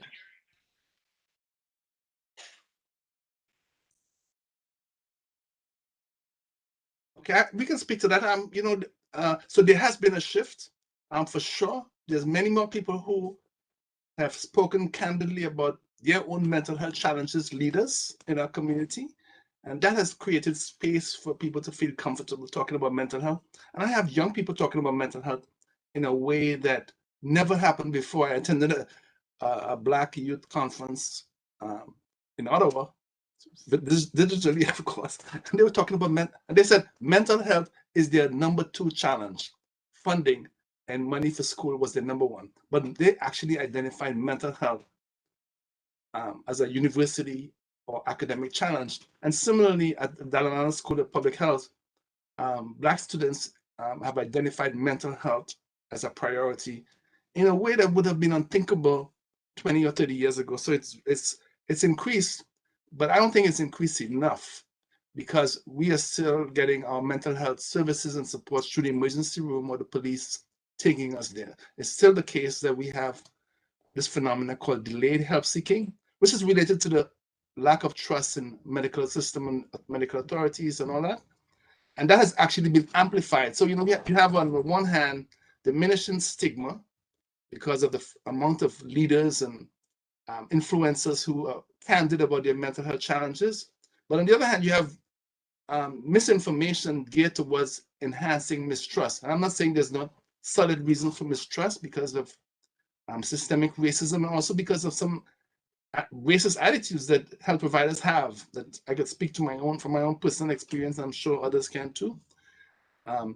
So that has actually made some stigmas worse. So, we don't have benchmarks so we can actually tell to what extent we are progressing as a community, but we need race-based data in order to do that. We need to know where we are right now and how big this problem is, because we know that when we present with depression, it's not mild depression or moderate depression, it's severe depression. And the reason it's severe is because we waited too long. Similarly, mood disorder, anxiety disorders. And by the way, anxiety disorders are hugely prevalent because of having to live with racism every single day. You know, anxiety is a built-in aspect of the Black experience. So our anxiety levels are higher than the so-called average or the norm, because you go into any space, there's two experiences, and your experience isn't the same as the other person's experience, which induces anxiety, provoking stress, which makes it part of the experience. So, but we need race-based data in order to determine where we are and where we need to go. Candice, you want to add to that? Yeah, just a quick add-on. So I am a naturopathic doctor by profession, and I'd say that one of the number one things that I have been seeing in practice is people recognizing that mental health need at an earlier point now. So as Dr. Kente was saying, we're usually catching people when it's severe, but there are many more people who are recognizing at earlier stages the need for some type of intervention. That need, though, is typically wanted by people that look like them. So I would say that there are, a number of people who do recognize that, yes, I need help, but they want that help from somebody that looks like them and somebody that has experiences similar to them. And those resources are out there. It's just about sort of making the connection. So I am very grassroots when it comes to that and see it a lot in practice. Quickly, Thank you. add to that point. Oh. I just want to add to that point. So the Sure. University of Ottawa did a survey last year in 2020, published it in May. And what they found was that 60% of the Black people surveyed across the country who said they didn't have a mental health problem would go to counseling if they had a Black counselor to go to. 60%. And these are the people who said they didn't have a mental health problem that would go to a mental health counselor if they had a Black person to go to, which tells you we have problems beyond scope. Certainly. Thank you very much for the questions and the response. The next person that I have is Dr. Daniels. Good morning, everyone, and thank you so much for that presentation. My question is in relation to whether or not there's been any studies that's looked specifically at suicide rates and suicide ideation amongst Black youth. And the reason for me asking that question is that when I look at the data that's coming out of the US, there's been a significant increase in what's termed successful suicides amongst Black youth, and as well, particularly amongst Black girls. In some preliminary work that I am doing here, I am also seeing that there has been identification of suicide ideation amongst Black females. So I'm wondering whether or not there's been any work that's being done that's specifically looking at those issues. None that I'm aware of, although I do know that some of my colleagues have said in forums that they're encountering many more expressions of suicide ideation in their practices. So and I know I am aware of the US data that you point to, and it's very interesting and scary because the suicide problem is growing over the past 3 decades because Blacks in America didn't commit as many suicides proportionally as their white peers, and when they did, they were unsuccessful attempts. So and what's changing is that the attempts are becoming more successful. The Black attempts at suicide, which is what is the most frightening trend in the US. And we need data to be able to determine what's happening. We know that there's more suicide ideation during the pandemic than there was before, but we don't have actual data so that we can concretize our responses. But anecdotally, that's what everybody's saying. And I did a course in Black mental health last in the fall, and that's what many of my professional guests also said.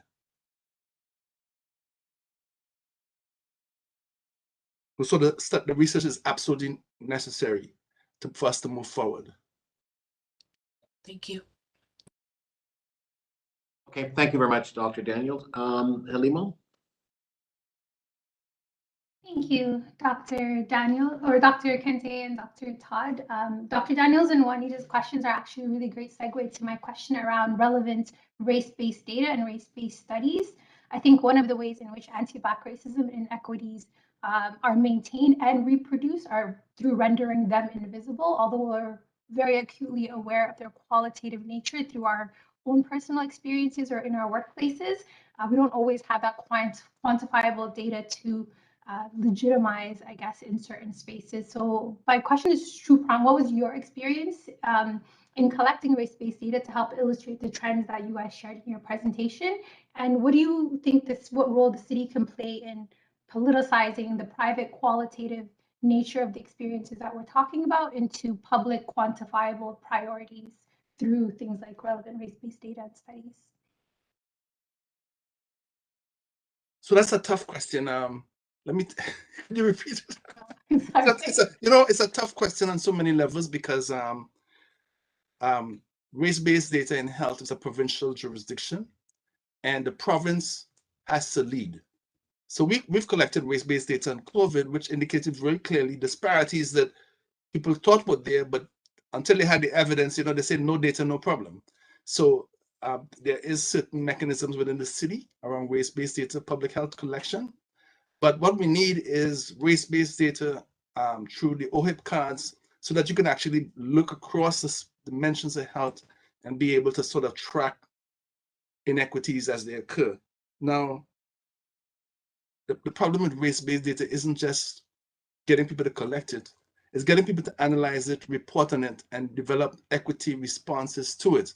Because in the criminal justice system, where an education and child welfare, where race-based data is mandatory and people are collecting it, the onus is on public health or public researchers to access the data, analyze the data, and report on the data, not on the systems collecting the data to do that. And one of my arguments is we need equity responsibility from police boards, from systems, so that they don't just collect data, they analyze the data, they report on the data, and they also indicate what they're going to do about the disparities that are found through the data.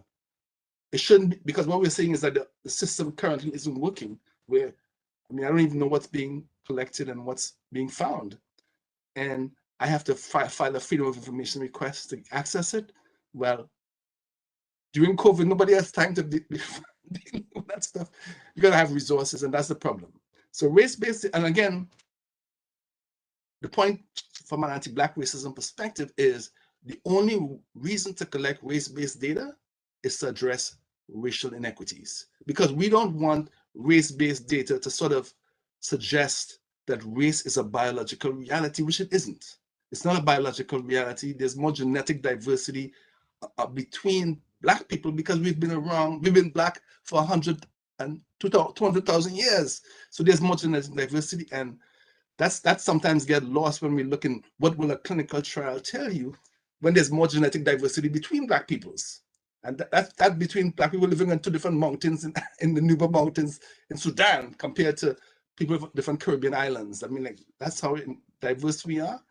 But at the same time, without that data, we will not move policy and move programming decisions. We need data.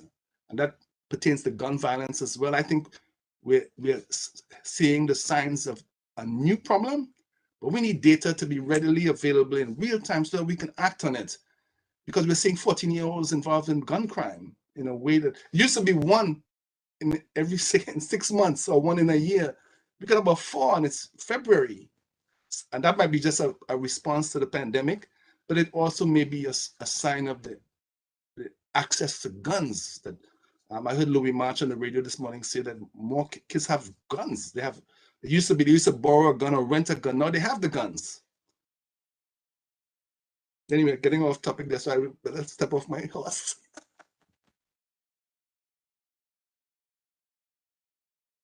All right. Our next questioner is Ms. Phillips, Ann Phillips. Hi, can you hear me? Yes, we can. Thank you. Okay, great. Thank you. Sorry, my laptop sometimes has issues with different platforms and yeah. Okay, so I'd like to acknowledge what Justice Betty said and experienced first, and then I also have questions for the presenters. And I Ms. think Phillips, Ms. Phillips, can we just get yes. going? Just, I'll ask the clerk to stop your time because I wanted you to maybe address the issue with justice independent of your time being lost. So you'll have enough. Oh, I was going to put them all together, but I will address the issue with Justice Betty I'm- first, if that's I'm okay. I'm happy if that's the case because I wanted to make sure you had the full 5 minutes. That's all I was trying to do. I was trying to accommodate you. Okay. Okay, thank you. Thank you. I'll do that. I was going to draw on one of the things that Dr. Kente said to address the issue with Justice Betty. He started off by saying the more things change, the more they stay the same. And I think, I had a very similar experience to Justice Betty in the late 70s when I went to college in the US. And was also called the N-word, and it raised a very big issue on the campus of the college where I was at with the African American students, and me as a young Caribbean person. This was the year before we came to Canada. I had never experienced that kind of racism, to tell you the truth. I had not experienced it. And it is something that actually, I have to say, had a lasting impact on me and on my ability impacted my ability to not see racism in everything, which you certainly, I would say, it makes you very hypersensitive to those microaggressions. So I am disheartened to see that in 2022, where we are at now, the same types of racism is happening. Digital racism this time, not actual name calling on memo boards on university campuses, but digital racism. It's the same thing, and it is equally as hurtful. I certainly have to say that I have done my fair share of talk therapy to try and understand those experiences and their impact. And I would suggest to Justice Betty that, don't underestimate your experience, because it does and it can have a long-lasting impact. And certainly there is more than enough data to suggest that these kinds of racist incidents, these kinds of aggressions, these kinds of traumas, as well as the ongoing microaggressions that Black peoples experience on an ongoing basis, are the things that actually end up causing, in the long term, significant mental health challenges. And unless you deal with them quickly, then that can potentially be a long-term consequence.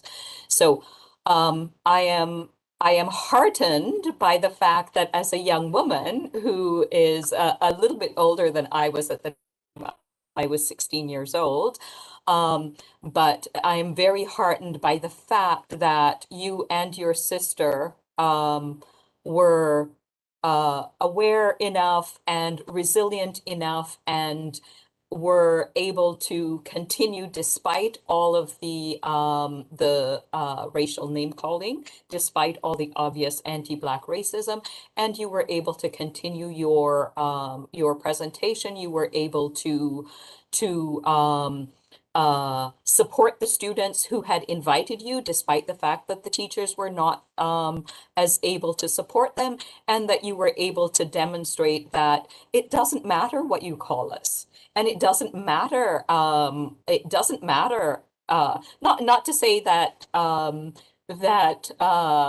we need to accept these things. I'm really glad that you are going to follow up. But despite the fact that we we have been, and will continue to be called names or discriminated against and experience racism, we are still moving forward, and we are a very resilient group of people. So I really take my hat off to you, and I applaud you, Justice Betty, and your sister. And I think that you are setting a really fine example moving forward for all of those students who were listening and who were taking part in that presentation. And I think that the thing that Dr. Kente said, which is the more things change, the more they remain the same. You know, when he spoke about all the things that have changed, and so much has changed, and we really are living in a positive and hopeful time for Black people and for being able to address anti-Black racism. But despite all of that, your example, Justice Betty, really brought home to me how much things have not changed from the Southern US college, where I experienced the same kind of racism in the late 70s, and now in 2022. So we really do need this committee. We really do need this work, and we really do need the kind of race-based data that Dr. Kente was talking about that will actually allow us to be able to address those issues. So now I'm going to turn to my question for the presenters. So thank you very much for allowing me to have my say and to acknowledge the experience that you went through, Justice Betty, which is traumatic. Don't downplay it. Ms. Phillips, can we I'll just get your time started, please, and if you could address your. Okay, thank you so much. Thank you so much, Ms. Phillips. Please. Go ahead, please. Thank you. Thank you. So, Dr. Kente and Dr. Todd, I noticed that both of you and our other speaker, Mr. McNee, spoke a lot about the structural determinants of health, including racism and specifically anti-Black racism and their impact on Black health, and also their impact on the other social determinants of health, such as income, employment, personal coping skills, and education. And these are some of the issues that we have been talking about very specifically at this table and at other tables, and are really part of the anti-Black racism work that we need to be working on, the structural as well as the social determinants of health. So my question to both of you is, what role do you see the City of Toronto playing in addressing both the structural determinants of health, which they're doing in many ways, partly by creating structures and committees like and units like the Confronting Anti-Black Racism Unit, like this advisory committee that they are doing by some of the micro grants and by work like the Black food sovereignty work that's ongoing. There's a lot of things that are happening, but above and beyond the things that already are happening that you know of and I know of, can you suggest anything that you feel would be needed that would really enhance the work to address the structural and the social determinants of Black health in Toronto? Thank you. I'll let you go first this time. Sure. So for me, and this is completely selfish, but you know, and this is an organizational thing actually for the City of Toronto. I actually see a lot of patients who work for the City of Toronto. They're on the front lines, and city workers don't have naturopathic benefits. So I think that is, you know, one intervention where the idea of health and, you know, preventative health that we see has been so prevalent with COVID, has been an underlying factor, can be addressed. So, you know, completely selfish, obviously, and very specific to the city. But it is that access to information. For me, it's going to be about health, and it's going to be about wellness. It's going to be about accessing resources for stress management, for healthy food, nutrient-dense food. Education on why sleep is important for your immune system. So just very, very sort of like bare basic educational resources, I think, are very important for this community to access. Yeah, so I would say there's two key lines of responses that the city can take. It's been setting an example. The socioeconomic support that's been providing to hard-hit communities from COVID, the wraparound support, the reach out for mental health, the ambassadors, that's all standard setting globally. And I don't want that to end because politicians think the pandemic has ended, because it hasn't. As long until the rest of the world is vaccinated, we're going to have more mutations, etc. And the vulnerabilities of Black communities have been amplified, and in a way that requires a longer term solution. So the post-pandemic phase maybe should be 9 years, but I'm just being facetious, at least 2 years or so before we sort of regain the position that we were in before, which we actually don't want to regain. We want to be better off than we were going into the pandemic. So continuing to set an example is an expectation that's been raised. Our expectations should be raised. This is now minimal expectation. What we've seen the city do is a standard for the cities, but we don't want to lose it. We want all our leaders or potential leaders to be standing up for maintaining this excellence that has been demonstrated, which others are looking to. So that's number one. We also need to take trauma-informed service delivery to the next level. We're supposed to be a trauma-informed city. This is something I learned recently. And what Black people continue to experience is trauma. From remember, the racism begins in daycare. It doesn't begin, it begins in kindergarten. And those are years, nonverbal years, where it's internalized, and it becomes self-stigmatization or internalized racism very early. And many of our families don't have the resource to understand what that anti-Black racism means when they're not feeling the warmth, feeling the vibe, feeling they're beautiful and they're here, they could change the world, they could do anything. And that really is where a lot of damage is done to our children. So I take the time in the pandemic, when the disruptions, to really focus on confidence building. I don't worry too much about the schooling stuff because I can't really address it and do all this Zoom meetings, but confidence building, because I have 4 Black boys, and believe you me, so I've actually 3 generations of children. My eldest is 43, then I have a 26-year-old, and now I have an 8-year-old and a 10-year-old. So I've done this 3 times in terms of the schooling situation. And I can tell you, and they all went to Kumon and had lots of support, but getting an A is a challenge. And I actually told the principal of my school my kids go to, hey, she needs to have a talk with her teachers, because they seem to feel as though handing out A's is something that they don't do, or you have to do A+, outstanding. I mean, come on, I mean, like an A is an A, but why? I know my kids are doing A work and they're not getting A, right?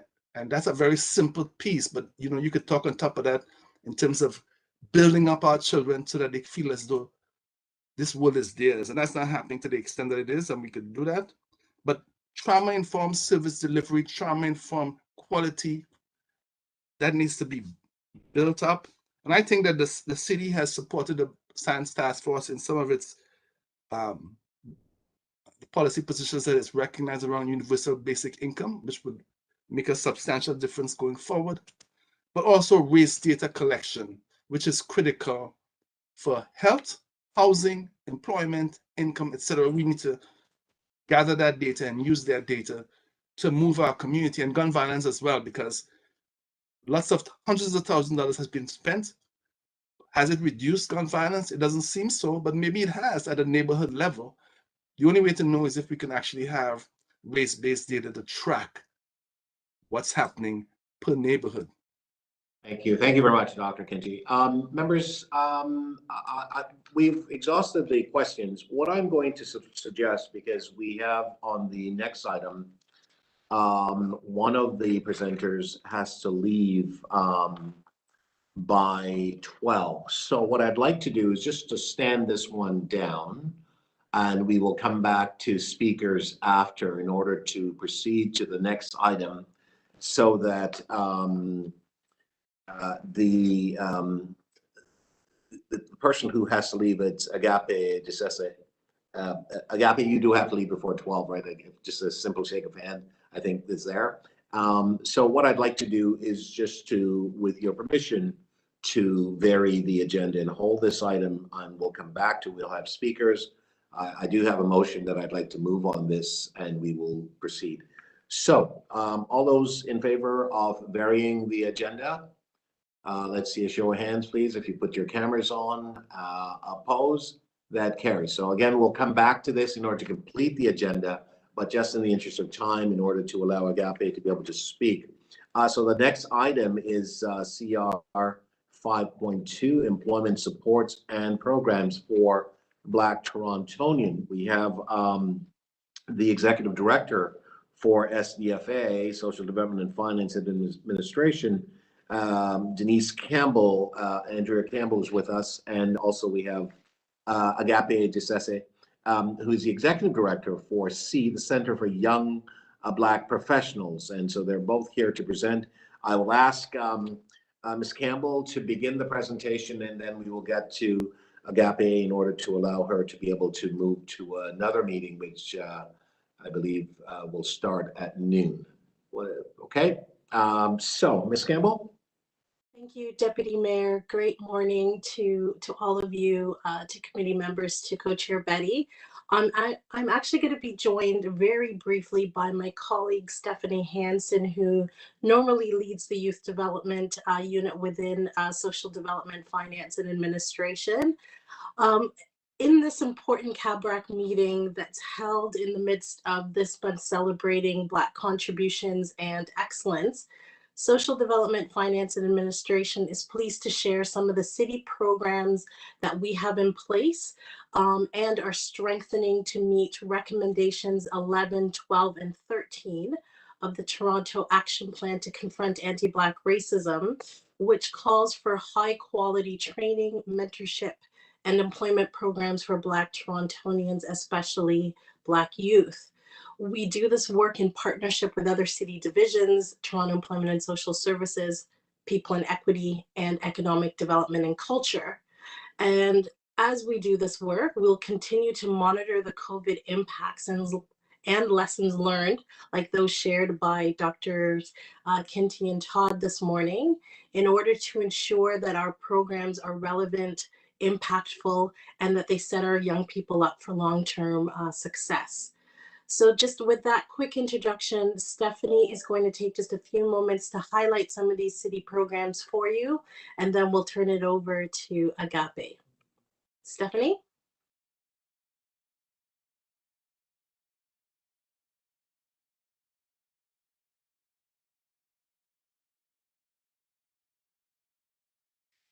Stephanie, I cannot see or hear you. I know you're here.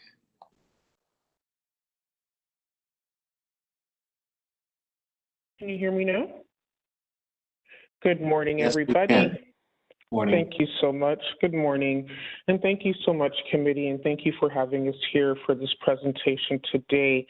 I'm really pleased to be able to talk about some of the initiatives that we have that are ongoing for our young Blacks here at the City of Toronto.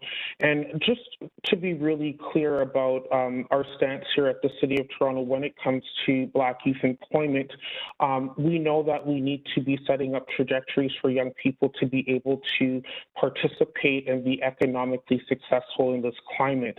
And so a lot of the programs, and I would say all of the programs, and I can vouch for SDFA more specifically, we really believe in not creating programs that allow youth to fall off a cliff.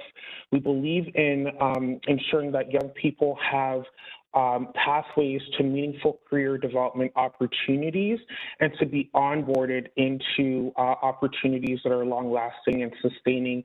And should a program end, youth are sent to other places where they can continue with their career trajectory. And so we don't believe in sending youth off into further precarity. There are a number of initiatives that I wish I could go through today, but we have a limited amount of time and we're already running behind. But I just wanted to highlight a few that I think are important to the conversation that we're having here today in terms of the spirit of Black History Month and seeing ongoing continuity for our young Blacks in our career programming. One of the programs that I wanted to mention that is really facilitated by our People and Equity Division was the Black Youth Career Development Program. And it was a program that really sought to provide opportunities for young Blacks, especially when it is very difficult to get into city placements and positions. This was particularly targeted to our young Blacks in the community. There were 17 youth that participated in the program, but the thing I want to mention is that there was an 83% retention rate where young people were able to go on to other jobs here at the City of Toronto. And as we know, these are jobs that are in many cases very well paying. And we were also able to get young people into other city-led initiatives so that they could continue with their career trajectory. In terms of another program that I wanted to mention, and we're really big here at the City of Toronto on workforce development, which is a holistic pathway to getting young people into career opportunities that they're interested in and where there is vacancy. The program I wanted to mention was the Artworks TO program, which is a program really for BIPOC young people, Black, Indigenous, and racialized young people who identify as being LGBTQ. And we're trying to move them into career arts opportunities and working with several partners to do that, including the Toronto Arts Foundation Remix Project, as well as OCAD, really credentializing young people so they can get the certifications that they need to be able to operate in this very extensive and growing industry. We've had a number of participants come through the program and receive certifications that they can use towards building out their portfolios and entering into either entrepreneurship or taking place with companies who have opportunities that align with their creative interests. Last but certainly not least, and this sort of addresses other parts of the Confronting Anti-Black Racism Action Plan, which is both workforce development, youth leadership, and civic engagement. And I wanted to talk about the Diverse Youth Fellowship Program as a program that we have endorsed here at the City of Toronto and have included cohorts for Black young people to come into the city to work with counselors, to learn about opportunities that we have here at the city, and to become engaged in their community in a way that they wouldn't normally have been engaged. This is a partnership with the Urban Alliance on Race Relations, as well as city clerks, working with the counselors to get them in. They are provided with a number of training and development opportunities, which are very useful when they're coming into the city context. And we've seen a lot of success with this program in terms of rooting young people into other levels of government and to other civic leadership roles and opportunities. I think I'm going to leave it here in terms of the SCFA and city contributions, but I just wanted to say as well that we have other divisions like TESS who have intensive case management programs which then lead young people into a meaningful employment journey. We also have YouthWorks with TCHC, which is another workforce development program where young people are gaining meaningful skills to get the jobs at TCHC and to become part of that ecosystem. Last but certainly not least, I wanted to leave you with the fact that we do work when it comes to monitoring and evaluation. to be able to identify who's coming into our programs and how they're faring in the programs. Last year in July, Council adopted the Youth Outcomes Framework through the Youth Service Review to help us articulate the indicators and the access indicators, particularly when it comes to young people in depressed economic areas of the city, to be able to identify how they're engaging and how they're developing through the programs, and use that information to better build a suite of programs that address the needs of young people in very concrete ways when it comes to economic development. I think I'm going to leave it there, and we do have Agapi who will be continuing with the presentation. Thank you very much, Stephanie. Agapi, over to you. Thank you. I've already introduced you, so you may proceed. Okay, great. Thank you so much for having me. And I just really quickly wanted to say, Justice, I'm so sorry that that was your experience. I do think accountability needs to take place, so I believe that follow-up is needed there. So I'm going to try my best to go through this as quickly and as thoroughly as I can. So first, I just want to basically talk to you. I'm the executive director at C Center for Young Black Professionals. We do workforce development, and our goal really is to get Black youth from the back of the unemployment line, which is where statistics have us, and bring us up to the front of the unemployment line.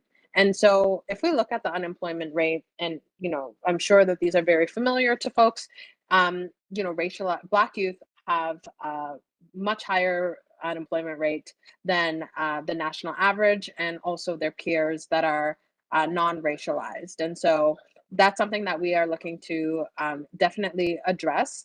And when we look at it based off of where we live in Toronto, is you see that there's a much larger gap. So we have a 28% unemployment rate, which is 2 times higher than the national average at 14.3.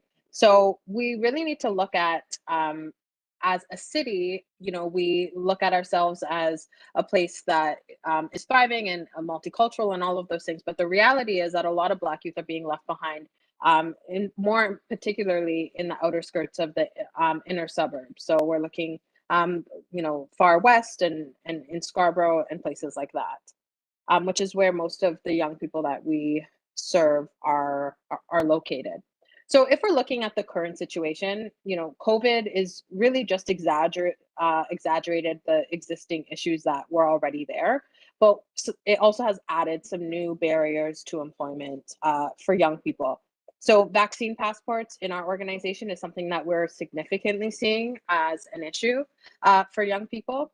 We have we can allow them to come into a program and learn the skills that they need, but the reality is our job is to find them employment. And in order for us to be able to do that, a lot of them need to be vaccinated as per the obligation of the workplace. And so that has become a huge challenge for us when we're recruiting. We recently had 60 applicants to a program, and then once we dwindled it down based off of vaccine passports, it really dwindled it down to about 14 participants, right? And so we're looking at a significant amount of young people who are not getting vaccinated, and with the changing kind of movements in that area, it's becoming difficult for us to really keep young people getting into employment. Entrepreneurial opportunities. A lot of young people have need seed funding, and not necessarily. There's a lot of opportunities for Black entrepreneurs, Black youth, and that's great. And part of the beauty of our organization is that we're not really we're looking at high-paying jobs with upward mobility, and if that means and equipping young people with a skill that cannot be taken away from them. And so depending on what it is that they want to do with that, if they want to become an entrepreneur, if they want to become a contractor, if they want to work a 9 to 5, it's really up to them. Our goal here is for them to be able to generate an income for themselves. And so one of the things that we're finding is seed funds for them to become an entrepreneur, as opposed to what we're seeing out there, which is a lot of opportunities for existing companies to be able to receive loans or things like that. So seed funding is important for entrepreneurship for young people. Obviously, we know about racial disparities in the labor market that are affecting our young people. And then economic recovery. As we are recovering, Black communities are recovering at a much slower rate, and we're not seeing the same recovery in the communities that the young people we serve are in, as quickly as other areas. And the other thing is, and then lastly, I really just want to point out that we need to be able to encourage young people to, we need to be able to provide them with jobs that are high paying and have upward mobility, simply because they need an incentive, especially young people who might be in conflict with the law or might be working on the black market. If you are able to make, we need to incentivize them to be trained and to be able to enter into jobs that are well paid, so that we can actually allow them to contribute, but also be able to provide for their households, and divert them away from any activity that might not be conducive to, their lifestyle. So if we're looking at kind of key drivers, the pandemic obviously is one of them. One of the things that I often, want to talk about is 47% of the young people that we serve at sea are on Ontario work. So they're receiving social assistance. And on average, for a single person on social assistance, you get $533. The cost of living in Toronto, statistics tell us that it costs $2,070 per month in order for you to live on average. And we're looking at an apartment, a bachelor apartment is looking at like a $1,400. So the reality is $533 for an entire month is just not feasible, right? And so we need to look at the cost of food. We need to look at the cost of all of these things, which are driving factors for young people to also not turn to unsavory ways of, generating an income just to survive. In terms of C supports and what we do offer is, we do work with young people who are furthest from the labor market, and really we do it from three very distinct approaches. Number one is a culturally relevant approach, right? So we're looking at a curriculum that we're able to have very real conversations about what it is to enter into the workplace as a Black Canadian. We look at a person-centered approach, which we have full-time social workers on staff to look at life stabilization of a young person. And then we also look at a trauma-informed approach. So understanding that mental health issues are a hindrance for a lot of young people and that we need to be able to change their minds. So C is actively looking at labor gaps. We don't just look at industries where there are a skill gap, but we also are looking at within those industries, where is their niche market that a young person can gain a skill, and that industry is going to embrace them because they have a very large labor gap. And I speak on the slide about the types of industries that we work in. But overall, I think in terms of what we can do and really what this model has shown us is we have, even in the midst of COVID, I mean, in 2020, our retention rate had gone down a little bit, but we have a 97.8% retention rate. We've served about 421 young people. And so this model of making sure that we are looking at the young person in a holistic manner, looking at their life stabilization, their career skills. It takes time and it takes money, but we have been able to see results based off of that. Our programs run from 6 weeks to 8 weeks, but really work with the young person 2 years out. And so these types of interventions are ones that are looking at a young person's entire journey and also not necessarily focusing on the traditional ways. The labor market has changed. And so we need to start thinking about how we are empowering young people to create an income for themselves, because that's essentially what, is going to drive our economy and is going to be able to help them provide for their households. So I think that I mentioned the three kind of things that I think are promising interventions. And I think if we speak about the things that folks can do, I think really starting to look at a holistic model, understanding that Black communities need, an onset investment. It's not for us to create this model where government is fueling our communities, and when they come out, we're left stranded. I think it requires a seed investment in this type of work to ensure that there's generational change, and not necessarily just putting someone in a job, making sure that they, making minimum wage and they have a job, and so we've now done our job. It's about creating wealth for a generation to be able to provide for the next.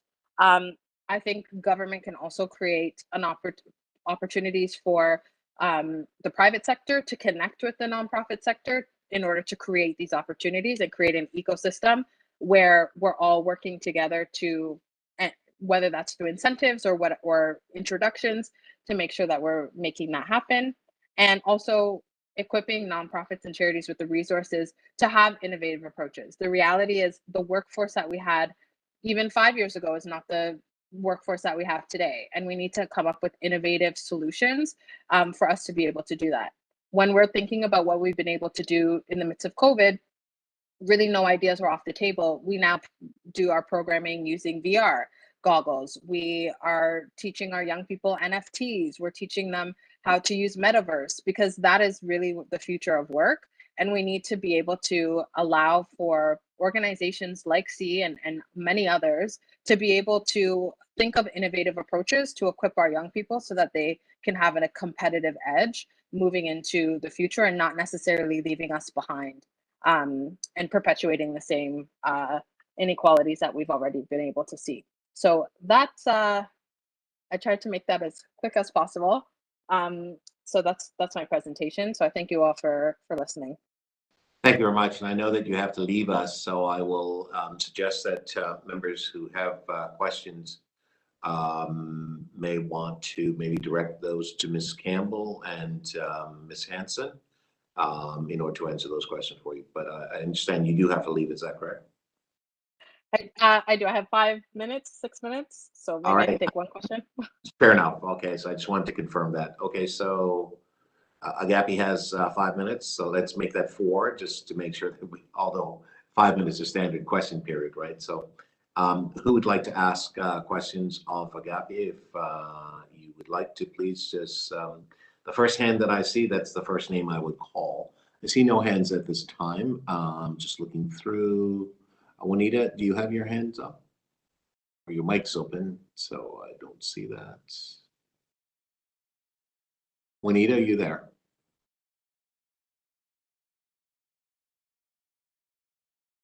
Okay, it's an open You hear mic. me?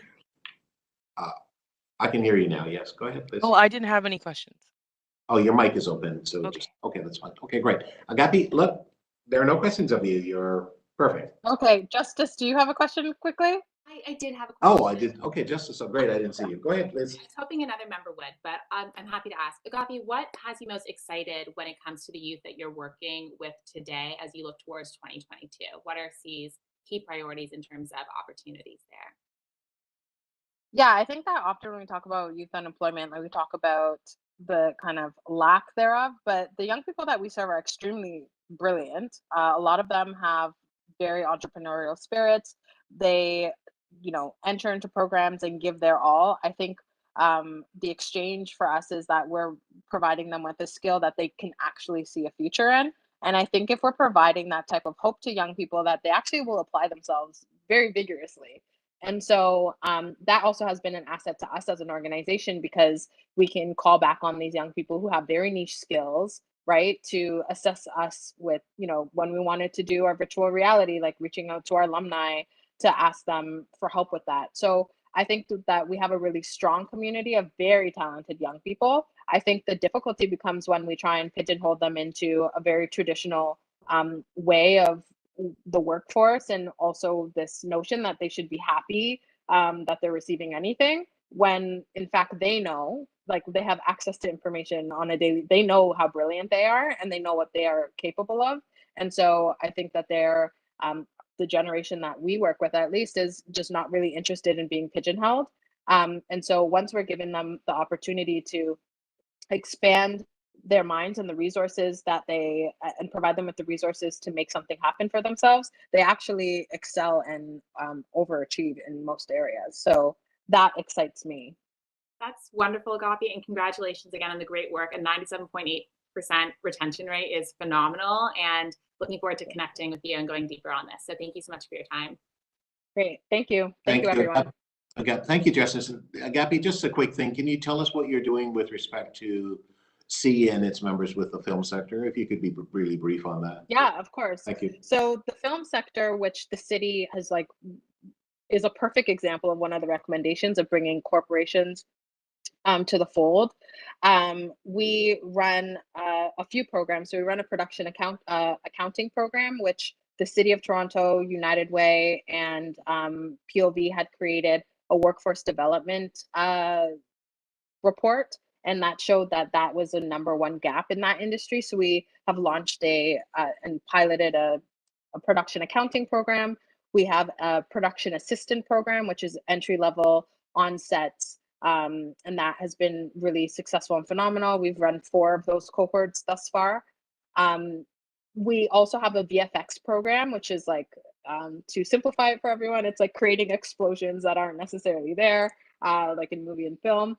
And we also have a what we call e-trades, and that is a partnership with IOXI as well as NABET, so both of the 2 large unions, and that's really about carpenters, electricians, set designers. So all of these roles in the entertainment industry are very high paying jobs, upward mobility, and the city has really spearheaded our ability to connect with that industry and be able to get unionized jobs, which I mean is a really tough thing for young people to get into if you don't know anyone, especially in that industry. And so we're finding that there's been tremendous results in that industry in particular.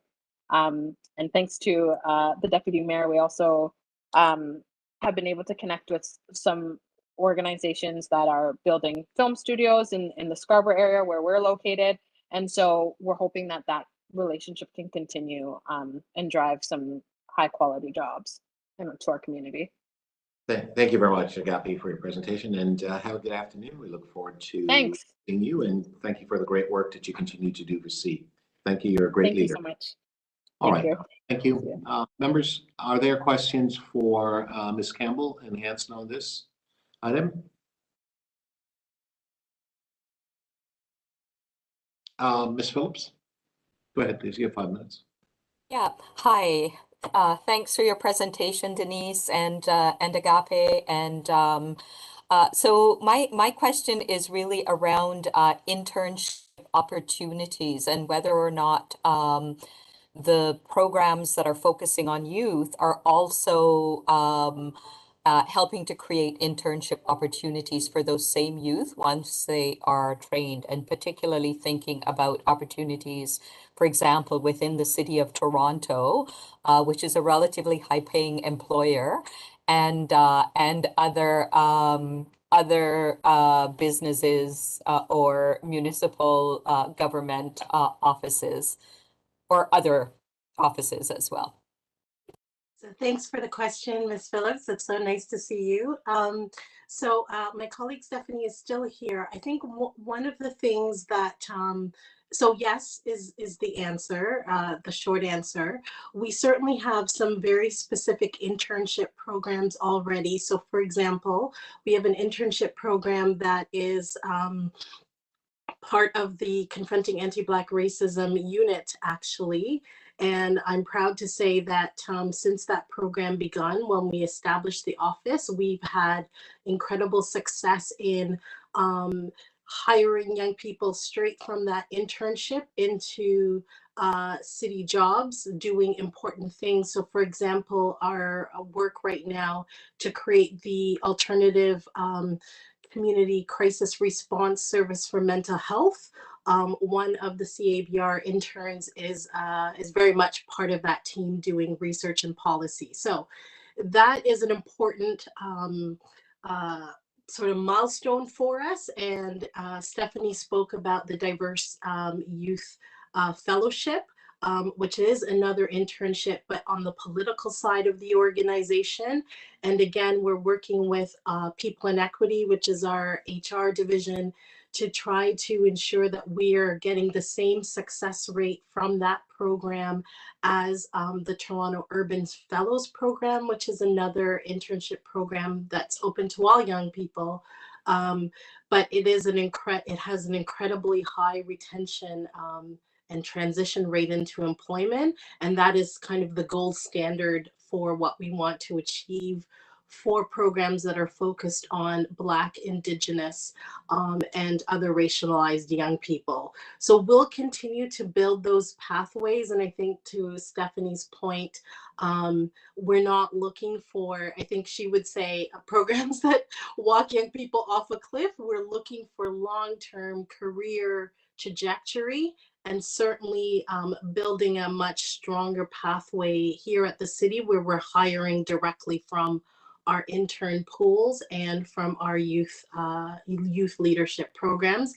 Stephanie is one of those young people. She'll be embarrassed that I said that, but when I started at the city, she was in the youth cabinet, Toronto Youth Cabinet, and now some years later, she is leading our youth development programs. So it's that we want to keep replicating over and over as a city. And to her point around having stronger metrics, that's allowing all of us city divisions and agencies doing youth employment that are tracking what the long-term impacts are on the young people that we're serving is very much part of what we need to focus on. Thank you very much. Are there any further questions for Ms. Hanson or Ms. Campbell? Well, let me then ask both Ms. Sorry, Campbell. Deputy Mayor, I think I see I'm just getting that. Justice, you have a question? And Ms. Newton-Thompson as well. Ms. Thompson, okay. Okay, Ms. Thompson's screen just seems to be going around on my screen here. So why don't we start with Ms. Thompson first, and we'll come back to Justice, and if there's anyone else. So please go ahead, Ms. Thompson. Thank you, Deputy Mayor. I noticed that you have not been seeing my hand. This is about the third time I've tried to. Again, just want to make sure it's really clear. As I stated earlier this morning, I have a small screen and I may not be able to see everyone. I did ask for people to open up their mics to indicate that they're interested in speaking. Please, I would want to just remind you of that. So, okay. So I apologize. I had not seen you, and at the moment when I'm looking at your screen, everyone's tile's active. Yours is not active on my, I don't know why, but we will sort this out. So you now have the floor. You have 5 minutes. Thank you. And again, just to reiterate for everyone, if I don't see you, just please speak up for me because I'm asking whether or not you have questions, etc. So just speak up, unmute yourself and just speak up, and we can give you the opportunity to ask questions. Go ahead, please, Ms. Thompson. Thank you. Okay, thank you very much. It's a very short question. I just wondered whether this career center is a permanent part of the city infrastructure, or is it dependent on grants or on applications that come up every 5 years, or that sort of thing that we have been experiencing in the Black community when awareness has been heightened, we tend to get something that is not permanent at all. So I just wonder, is this permanent, or is it just on a cycle that can or cannot be renewed? So just to clarify, you're speaking to the C Center that Agapi spoke about? Okay, so they are an independent nonprofit organization. So they're independent of the city, but we are one of their key funders. And I absolutely hear you and appreciate that strong organizations like them still have to struggle for funding on a repeat level. The city is one of the only funders that actually fund long term. And so we just through as part of our commitment to confronting anti-Black racism, Council is contemplating tomorrow increasing our funding envelope to support a Black mandated funding framework so that we can continue to fund Black organizations and build that same kind of funding equity for Black agencies that white dominated agencies have been able to have over time. So they certainly are one of those partners that we are turning to and that we're continually investing, because as you heard, their results are quite strong and extraordinary, and those are the types of things we want to support. Thank you very much for your answer. Thank you. Any further question? Apifa? And I'll come back to you, Justice. So sorry, Deputy, just through the chair. I would just like to mention as well, C Center for Young Black Professionals has stood the test of time when it comes to providing services to young people. I remember, and I won't date myself, probably about 12 years ago when this organization was getting off the ground, and they have pounded pavement. They have gone to funders. They have sought out all of the resources to keep this programming going. And I believe they started with 3 or 4 workforce development programs and have matured into offering several. And I think they're on 12 or 13. So I really just want to stress the amount of work that they have put into developing, standardizing, organizing themselves in a way to be applicable and successful. And I would also say that they are in the sector, especially in the funding sector, very, very well connected. It doesn't mean that they don't have to work hard in terms of bringing in those annual resources, but I would say they've stood the test of time in terms of developing and building the center for our young Blacks. So I see them continuing for years, especially under Agapi's leadership and sort of fostering the relationships that she's built. Thank you very much, Stephanie. Any further questions? I'll get to you in a second, Apifa. I'm just looking. Okay, Apifa, go ahead, please. You have 5 minutes. And then Justice. Hi, thank you so much for the presentation. I actually did a fellowship at the city when I was an undergrad and am now on this committee, so can definitely attest to how powerful the city is in terms of creating opportunities. My question was, I understand a lot of the opportunities that you mentioned earlier are paid, correct me if I'm wrong, for youth. At the time that I did a fellowship, that opportunity was unpaid, but I do want to acknowledge prior mentions about the city serving as an example to other organizations and to other groups. And I'm wondering if there's any conversation around having kind of like a larger call or larger conversation when we're bringing up these opportunities for youth around the importance of the fact that they are paid and providing paid internships for young people as well, because that is a large barrier of access for young people accessing these opportunities in their careers.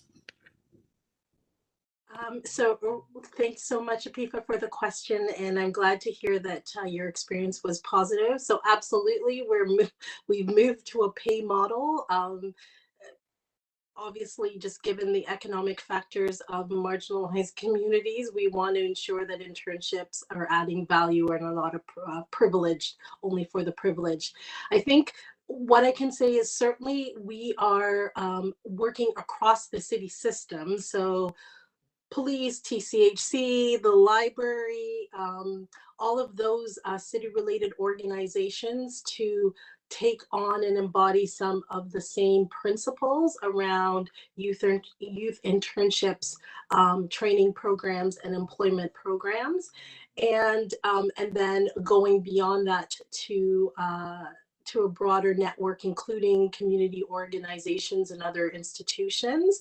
I think you're right that the best way for us to influence others is by ensuring that we're walking the talk and monitoring the success of our programs as we improve them, and then using that as a model with partner institutions that we work with. So it's something that's important to us, because while we are a large employer, we obviously can't employ everyone. So it's important that the other systems are taking similar approaches, particularly for Black youth and Indigenous youth in our city. So absolutely. Any further questions? Seeing none, okay, I will now go to Justice and then Alima. I just can you see me? Deputy Mayor? Yes, I can see you. Okay. The Justice was next, and then you were thereafter. Justice, anything further? Okay, that's fine. All right, see your hands going. Alima, go ahead, Okay. please. Yeah, I forgot to unmute. Sorry about that. Hi, Denise. Thank you, Stephanie, as well. It's nice to see you. I was just wondering, in terms of training the youth, is there any sort of like equity or anti-oppressive lens that goes into the training in terms of like advocating for themselves or like collective action in the spirit of like anti-Black racism as well? So yes, but I'm going to ask Stephanie to speak with a little bit more detail than I can give you. Absolutely. Excellent question. All of the programs that we are attached to, we want to make sure that there is a sense of the cultural appropriateness, the right program design pieces that are integrated. So we absolutely take time to build and design and work with folks in terms of building that out, and not just putting programs together because they're nice to do, but actually focusing on content and modularizing. And that's what C does really well, modularizing the curriculum for the audience that is uptaking it. One of the things I just wanted to mention as well is that we have to continue to provide that M&E perspective in terms of listening to what young people are saying about the programs and then applying that back into how the programs are designed and run. So that to me is a quintessential part, because you can't design in a vacuum. You have to make sure that the thoughts and the ideas are integrated, and that there actually is a meaningful integration of what people are saying in terms of how they're experiencing the program, and it has to be customized. And one of the things that I realized, and I think that Yappy can attest to this, if it's not customized for the audience, for the young people who are uptaking the information and the programming, and the who is actually leading these pieces, you won't have a successful program. So totally resonates in terms of what you're saying. And I think that that piece of having the diversity, equity, inclusion lens is about the cultural nuances that are afforded to the program, and the who's delivering the program, and the trust that's been built with particular young people in terms of coming in and being intaked into the program. Anything further? Okay, seeing none. All right. I had a question, Councillor. Okay. Okay, Justine, go ahead, please. Thank you. Thank you, Councillor. I have thank you so much, Denise, Stephanie, and Agape, who's now left us. I had a question for Denise first, and I'm just picking up on what you were talking about funding long-term on the financial side of things. It's known that only 7 cents of every tradable dollar in Canada goes to Black-led organization. It's really a fact. And I'm just thinking about, trying to mobilize funding, lobbying, and all that advocacy. Are there plans to have like a fundraising department attached to, for instance, what the city does, just that advocates for resources going to Black-led organizations? Because I think that will also shift the dynamics of, how Black-led organizations are running, because the key challenge is that they don't have resources, and they're relying on whether the funding comes, whether, on different dynamics. So having a lobbyist that is lobbying for them, I think would be something that would be of benefit to our community in terms of the organization. Then the other one to Stephanie, and I think I really wanted to ask Agape, but she's now left. She spoke about the Black entrepreneurship programming that is available. I know last year the federal government came out and gave the 47 million to Black-led organizations to do Black entrepreneurship programs, especially for the youth. And I'm just wanting to check whether there are some linkages with some of the program managers that have that mandate in Toronto. And if not, how we can actually create those synergies, because I think some of these program mandates have this pot of money, but they are looking for critical partnerships, for instance, what the Center for Black Professionals is doing. So it would be good to kind of like link that. And if this is not the case, I'm happy to already put Agape in touch with some of the program managers who are doing that in Toronto. Thank you. That's all that I had.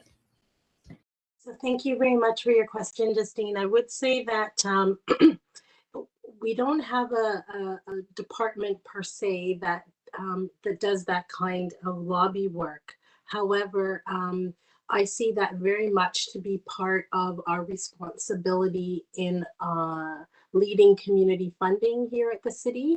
So that is part of SDFA, my division, and we not only are working with other divisions in the city around doing a greater commitment to funding equity here using our funding dollars, but then also working with other funders from United Way to Trillium to the funding community within Toronto to look at making greater commitments to Black organizations. So the fact that we've been able to work with the community to create the Black funding framework, and now council will finalize, I can't assume what council will do, but I think they've expressed their intention to finalize additional funding to expand the Black funding framework. And that's going to be a long-term thing that we need to plug away with here at the city.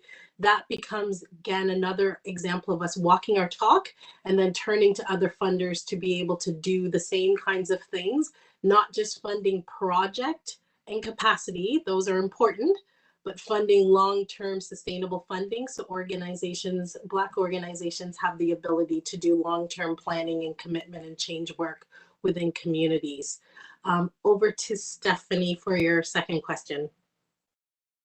So I love the idea of young people in entrepreneurship, and I do think that there were a lot of supports that dropped last year in terms of supporting Black business, but my focus really is, do young people have the skill sets to make the necessary leap into entrepreneurship? And so what we've been really focused on here is making sure that young people have the entrepreneurial spirit and credentialing and the business side before they enter into entrepreneurship, as well as the kind of practical skill sets that they need in order to conduct the business that they're doing. So I would say from the city's purview, we're very focused on the skills development piece from a programmatic standpoint.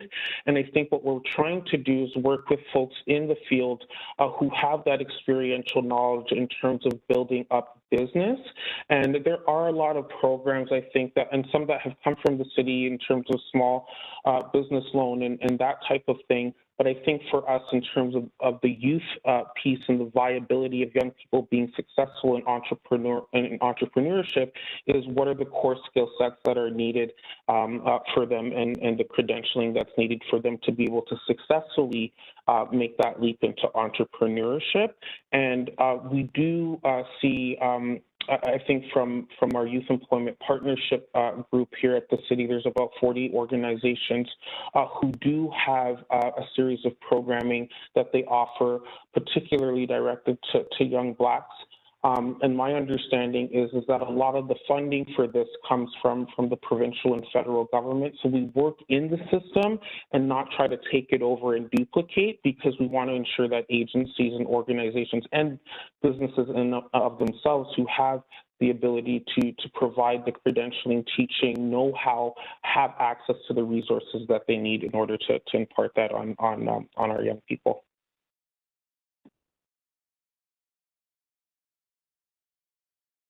Okay, thank you.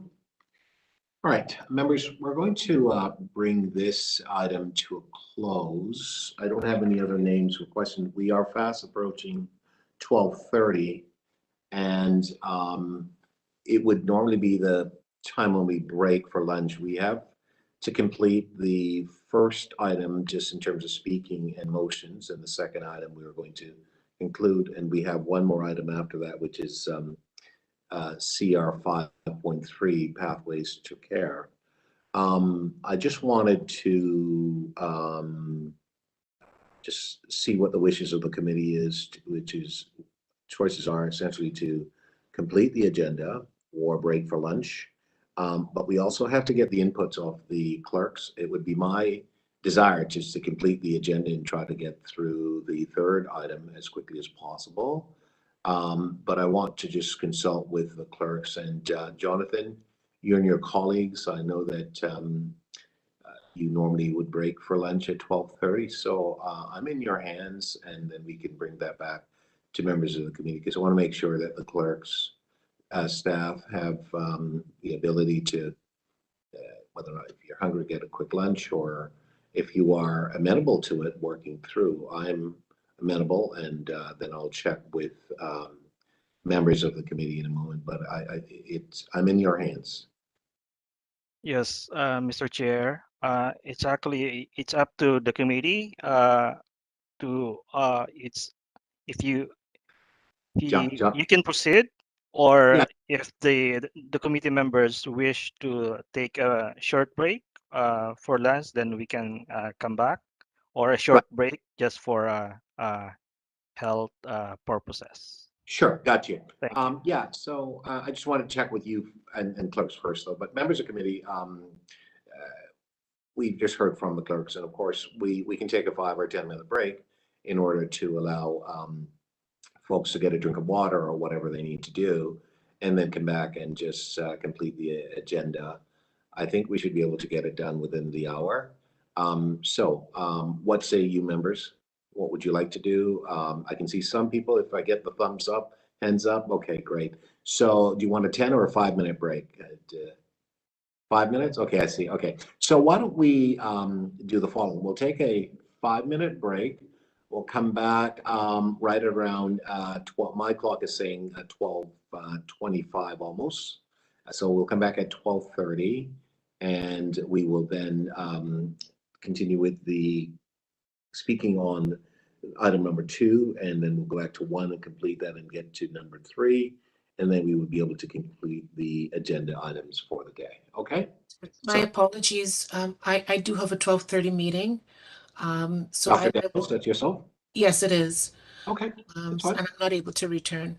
Okay, that's fine. No problem. Thank you very much so for that. much, as Okay, always. thank you. All Bye, right, everyone. members, we'll take a break and we'll reconvene at 12:30. Thank you.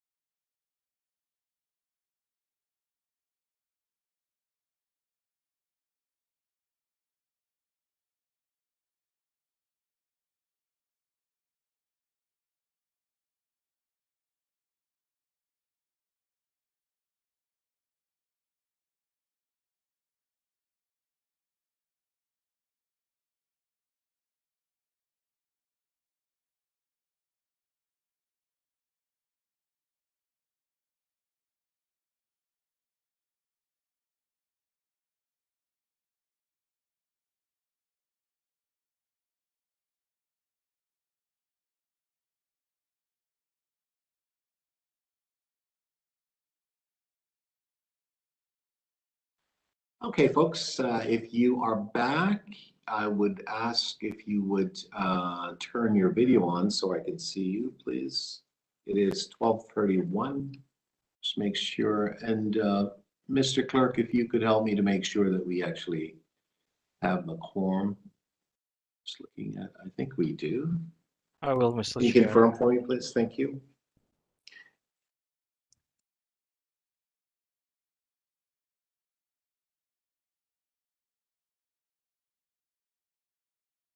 Mr. Chair, I can confirm that we have quorum. We have more than 8 Okay, members on the call. fantastic. Thank you so much. All right, members, moving right along, and thank you for returning on time. I'd like to ask if there are speakers to item number 2, the item we've just completed, which is the employment support and programs for Black Torontonians. Are there any speakers to this item?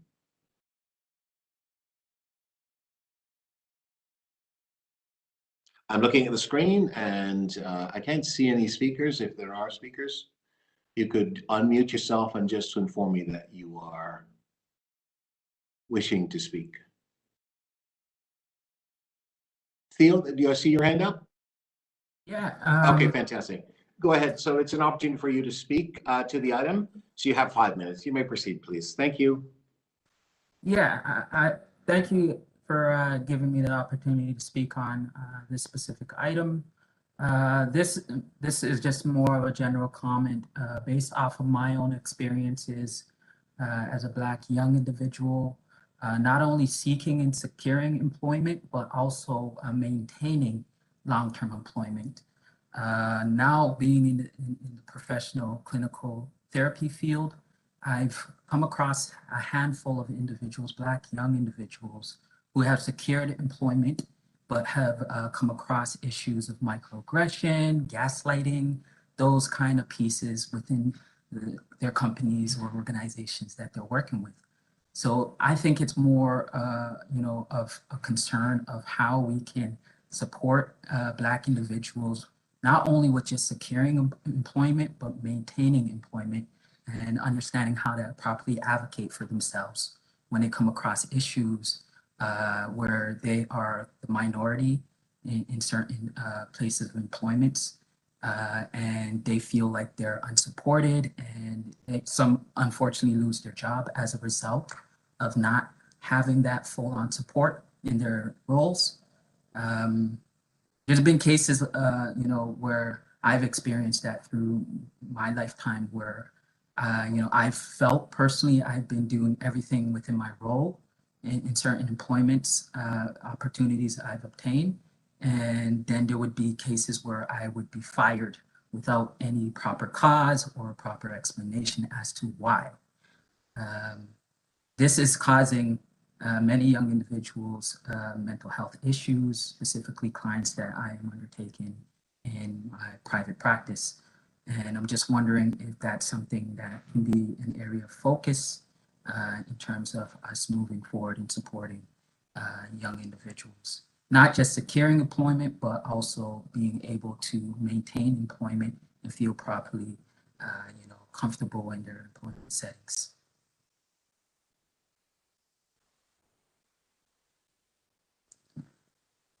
Okay, thank you very much. Are there any other speakers for this item?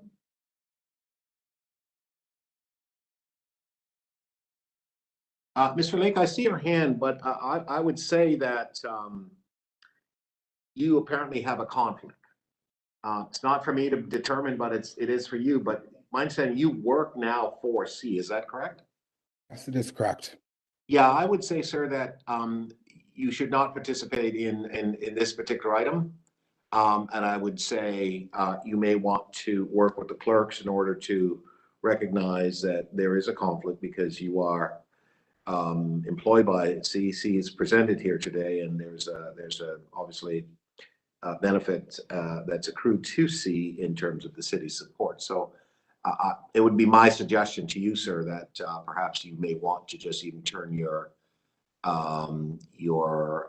video off and mute yourself, and at the same time work with the clerks in order to provide a written declaration, and you may wish to state. Now, again, I'm just suggesting, because I'm aware, I'm told that you work for C. You may not have started that way when you first joined this committee, but at this moment, that's this current situation. So you may want to consider that, and you may want to maybe just state, in fact, for the record, that you do work for C, and in fact, it would, in my view, it would be a conflict. But it's not for me to just make that decision. It's up to you. But I would just simply suggest that you may want to think about that in a manner that really reflects the requirement for the declaration of conflict under the Municipal Act. Perfect. I am stating or declaring a conflict of interest due to employment, seeing as I am an employee with C. Okay, thank you, sir. And I can ask you, yeah, that's great. And you'll come back at the end. Mr. Clerk, if you could work with the member and ensure that they have the appropriate form to fill out. I will, Mr. Chair. And just a note, Mr. Chair, we can do, since there's a member who has declared an interest on this particular item, when Recorded votes. we can do a recorded vote on Absolutely. this. Thank you very Yes. much. Thank you kindly. All right, are there any more speakers? Okay, folks, I just have to move this meeting along because it is very important, yes, but we are also able to advance. Okay, I see no further speakers. Let me just take a moment just to speak to this, because I do have a motion which I'd like to ask the clerks to put on the screen, please. And so that you could read it. I didn't advance circulate it. We'll just wait for a moment for the motion to come up.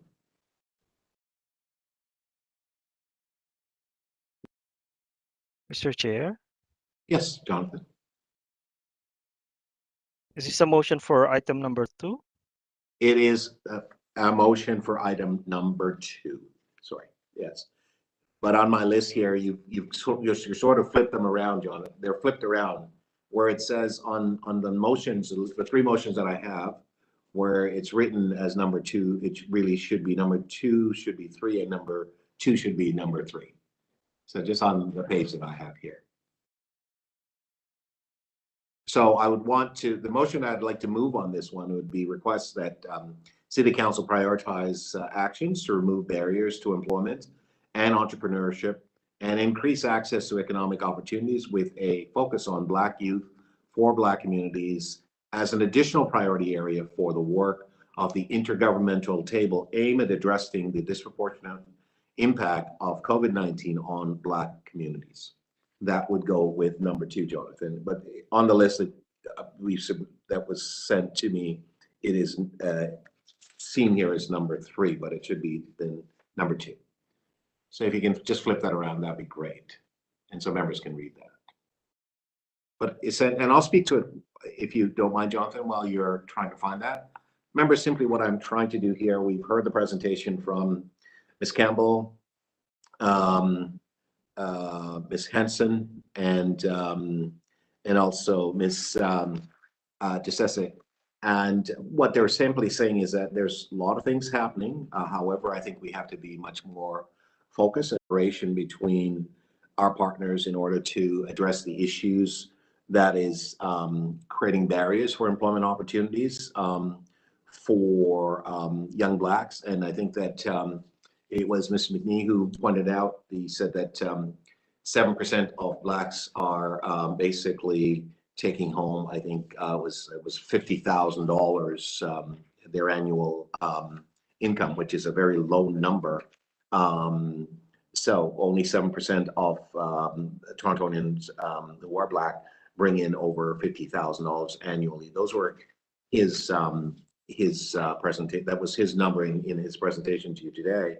I think it's really important for us to continue to do more, where this committee is requesting that council prioritize the actions in order to help to remove barriers. We know that there are many barriers that are facing young people with respect to employment, and this is a request by this committee to ask council to ensure that this could be addressed and focus on assisting the Black community as such. All right, that's the intention of that. I don't know if anyone has any questions of me. Jonathan, I don't know if you've found it, the motion yet. If you can put it up, perhaps members can read it at the same time. Mr. Chair, if you can give us a Sure, absolutely. moment here. We're just working on the motion and then we will display. Thank you. Mr. Chair. Oh, go ahead. Yes, question? This is Juanita. Go ahead, please. Someone else was saying something before I interrupted them. But I have you now. I'm asking you the question. You had a question? I'll get to the other person in a moment, please. Go ahead, please. Yes, so I just wanted to comment on Justice's story, but I don't know if now is the time to do that. Now is not the right time. Okay. Sorry, we've had an opportunity. If we have some time at the end, maybe I'll give you an opportunity. That's not the right time now. Sorry. Did someone? Okay, I'll try to get to you. Hopefully, we can get through this. I'll try to get to you.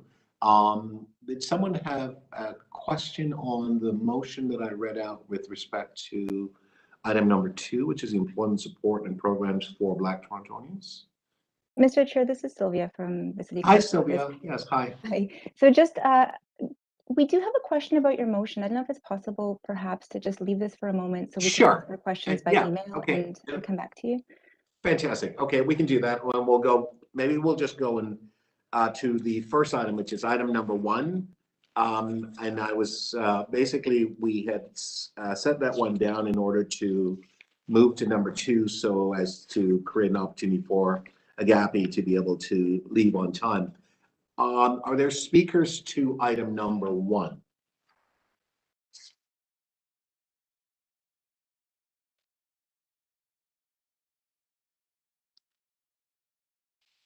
I'm looking at the screen. I don't see any names. So item number 1, we had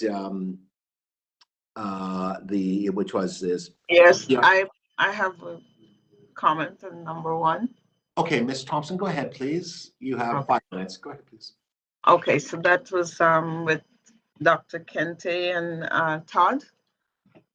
That's correct, Ms. Thompson. That's item number 1, the impact of COVID-19 on Black communities. Yes. Yes. Hi, Akwatu. I just wanted to know if in your findings that you identified any connection. Ms. Thompson, Ms. Yes. Thompson, can I just, this is speaking time, not question. So you have to speak now. We have concluded the question. Oh, I see. Okay. See, I get these things. I have to get used to the system. Okay, so I will speak. I will just say that there has been some research some time ago, maybe decades ago, on the connection between mental health and depression. And I just was looking at that and wondering nowadays if mental health is connected to some of the aggression and gun violence that we are experiencing. So that was my comment. Thanks, Ms. Thompson. It sounded more like a question to me, but we'll just leave it at that for the moment. But we now have an opportunity to have speakers to speak. But Ms. Thompson, I will just say to you that both the presenters, I'm sure, would love to respond to you. So if you may want to maybe just put something in writing to them so they could maybe follow up with you on what sounded like a question to me. Would that be okay for you? Thank you, Mr. Chair, but how do I do that? Well, it's actually very easy, ma'am. You could do that, but you can simply send an email through to our staff and they will get it to both the presenters. Okay. Thank you. All right. Any further questions? Okay. Any further speakers on this item? I'm just looking at my list. If you wish to speak, just unmute your microphone, please. Okay. Seeing no further speaker on this one. Mr. Clerk, there was a motion on this one. Is that motion ready, or do we want to hold this down and deal with all the motions at the end and then simply go to the third item? What works for you? Mr. Chair, we're still working on the motion, so okay, we so want we will to proceed go to number 3. Sure, thank you very much. Members, we're going to proceed to item number 3, which is CR 5.3, Pathways to Care. This particular item will focus on mental health initiatives supported by the City of Toronto.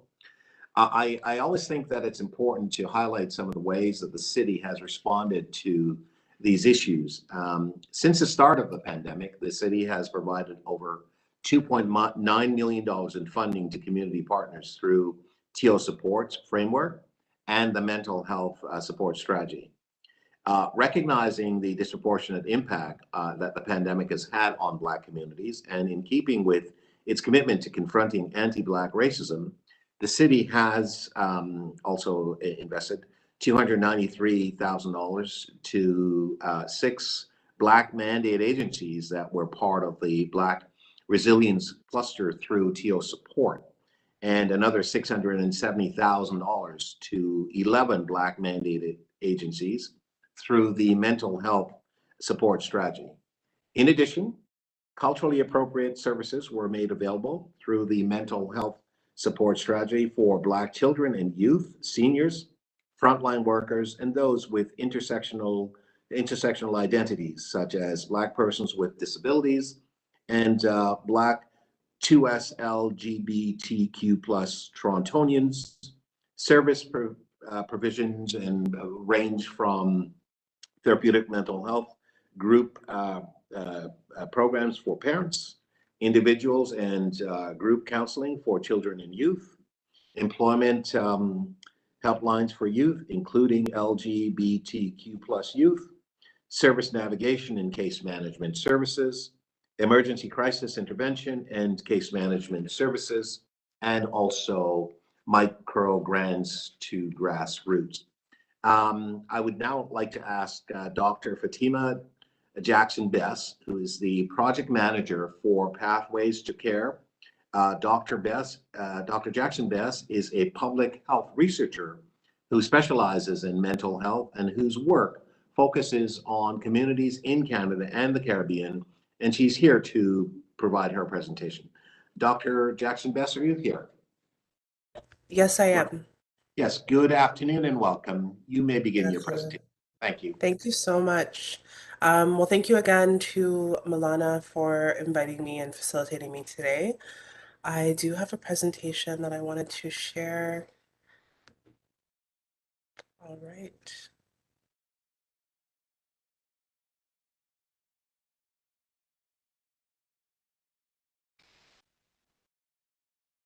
All right, so today I wanted to share the work that we've been doing with Pathways to Care since 2018, give you a little bit of an idea about the organization, the project, the organizations that have been at the helm of it, some of the work that we have done, and some of the pertinent findings that we have come across in some of the research that we've done over the last year and a half. I think that some of this will also speak to some of the questions that I heard in the discussion and throughout this meeting in the short time that I've been logged on. So Pathways to Care is a 5-year systems change project, and it's also a strategic collaboration between several stakeholders. That includes the Black Health Alliance, Taibu Community Health Center, which is in Scarborough, the Center for Addiction and Mental Health, Strides Toronto, formerly East Metro Youth Services, and the Wellesley Institute. So the Black Health Alliance has really been at the helm of this project since the beginning, since it even was initiated and launched in 2018, and they continue to be at the helm of this work as we push forward.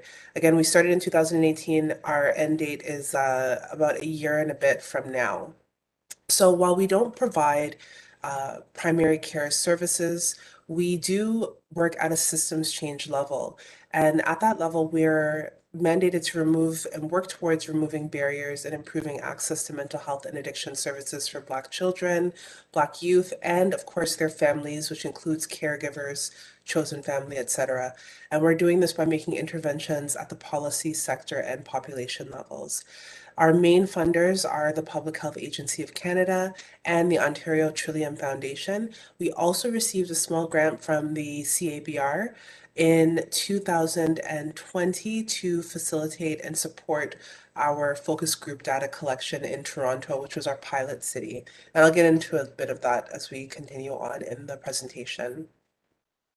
So in terms of the landscape of Black youth mental health here in Ontario, the findings are incredibly concerning, and a lot of these findings absolutely have facilitated our work, and they have also influenced our work and our scope. So we know, just I think that by our personal experiences, but also by reading and experiential data, that in the Black community, mental health and addictions issues are reaching crisis levels. And we know that also during the pandemic that has been exacerbated. When it comes to Black youth, we also should know that Black youth are disproportionately more likely to access mental health care through two methods, which are forensic and emergency care pathways. And this finding suggests that most Black youth are not receiving care unless they are, one, interacting with the justice system, or two, symptomatic enough to need intensive intervention. And there's, problems with both of these pathways to mental health services. Of course, the justice system, we know that there has been, or there continues to be, racial profiling and brutality committed by police and justice representatives, which creates a very negative relationship between many Black communities and the justice system. And then the second pathway, being symptomatic enough to require intensive intervention, we need to also think beyond that and behind that. If Black youth are, at this level where their families or caregivers or schools, whatever they may be, are seeing that there's a really serious issue, that means that those individuals have likely been bearing the brunt of care in dealing with this, right? So a lot of the times it is it's the last kind of pathway to go to emergency care, and that can lead to a lot of other loss to follow up, lack of engagement, etc. And there's another statistic that has been, this has been a statistic that I've been quoting since I started my work in 2018, and it's about wait times. So Black youth are actually waiting twice as long to access treatment in comparison to white youth. So that's 16 months in comparison to 8 months. In 16 months, a Black youth could become more symptomatic and need emergency care. They may go from being 17 to 18 years old and become ineligible for certain kinds of mental health care services. So the wait time is incredibly dire, and it's an incredible emergency for us to acknowledge this and to see the systemic and structural issues that are also involved in these barriers to care. So at Pathways to Care, we have engaged in several different project activities. At the foundation of our work is research. We are a research-informed, evidence-based project, recognizing that there is some research that exists about Black youth mental health and Black youth and addictions services, but there was not enough. And so we sought to add to the body of research through engaging in qualitative and quantitative research. The other activity that we've been engaging in is knowledge generation. So from that data and from existing data, we're generating information to create our strategy and to create tools that can be enacted and used by different bodies in order to better serve Black children and youth and their families when it comes to mental health and addiction services. And that leads us into the implementation component. So these are our core activities that we've been engaged in over the last 4 years. We also have 6 cities that we've been working across. They include Ottawa, Toronto, Hamilton, Kitchener-Waterloo, London, and Windsor. Importantly, Toronto was actually our pilot city. It's where we did our first data collection, our first focus groups, our first quantitative survey data collection happened in Toronto. And that really allowed us to understand what the landscape was in the city, and also test out our protocols and our research tools, and to ensure that they would work across the other regions of other cities, and to also see what may need to be tweaked and changed as we moved across the province. One of our outputs is a strategic framework. There's 3 levels to this. The first is a Black youth mental health and addiction strategy. The second is a practice framework, and the third is a treatment protocol. Again, all of these tools and products are informed by our research, and we are working together as a team to develop each of them. With regard to our strategy, this is something that we're actually working with with a consultant in order to develop. But the practice framework and the treatment protocol are two tools that we are currently developing that seek to identify the ideal environments in terms of a practice framework for organizations with Black and non-Black to administer care to Black children and youth, and a treatment protocol identifying the different kinds of treatment modalities that can be used for Black youth to engage in Black youth mental health and to address Black youth who are experiencing mental health crises, challenges, and illnesses. So I wanted to share with the audience some of the findings that we have from our research. And I wanted to start with our quantitative research. And we collected our quantitative research through a social network analysis. We did this between the years 2020 and 2021. We actually started the online survey, or deployed the online survey, the very week that COVID started, which, you know, absolutely not a part of the plan. But luckily we had already envisioned this to be an online tool, so we were able to still collect that data, but absolutely during a very contentious and difficult time. So it took about a year. Again, we started with Toronto. We started this social network analysis data collection, and it focused specifically on service providers that work in mainstream or non-Black and Black-led agencies and organizations in Ontario.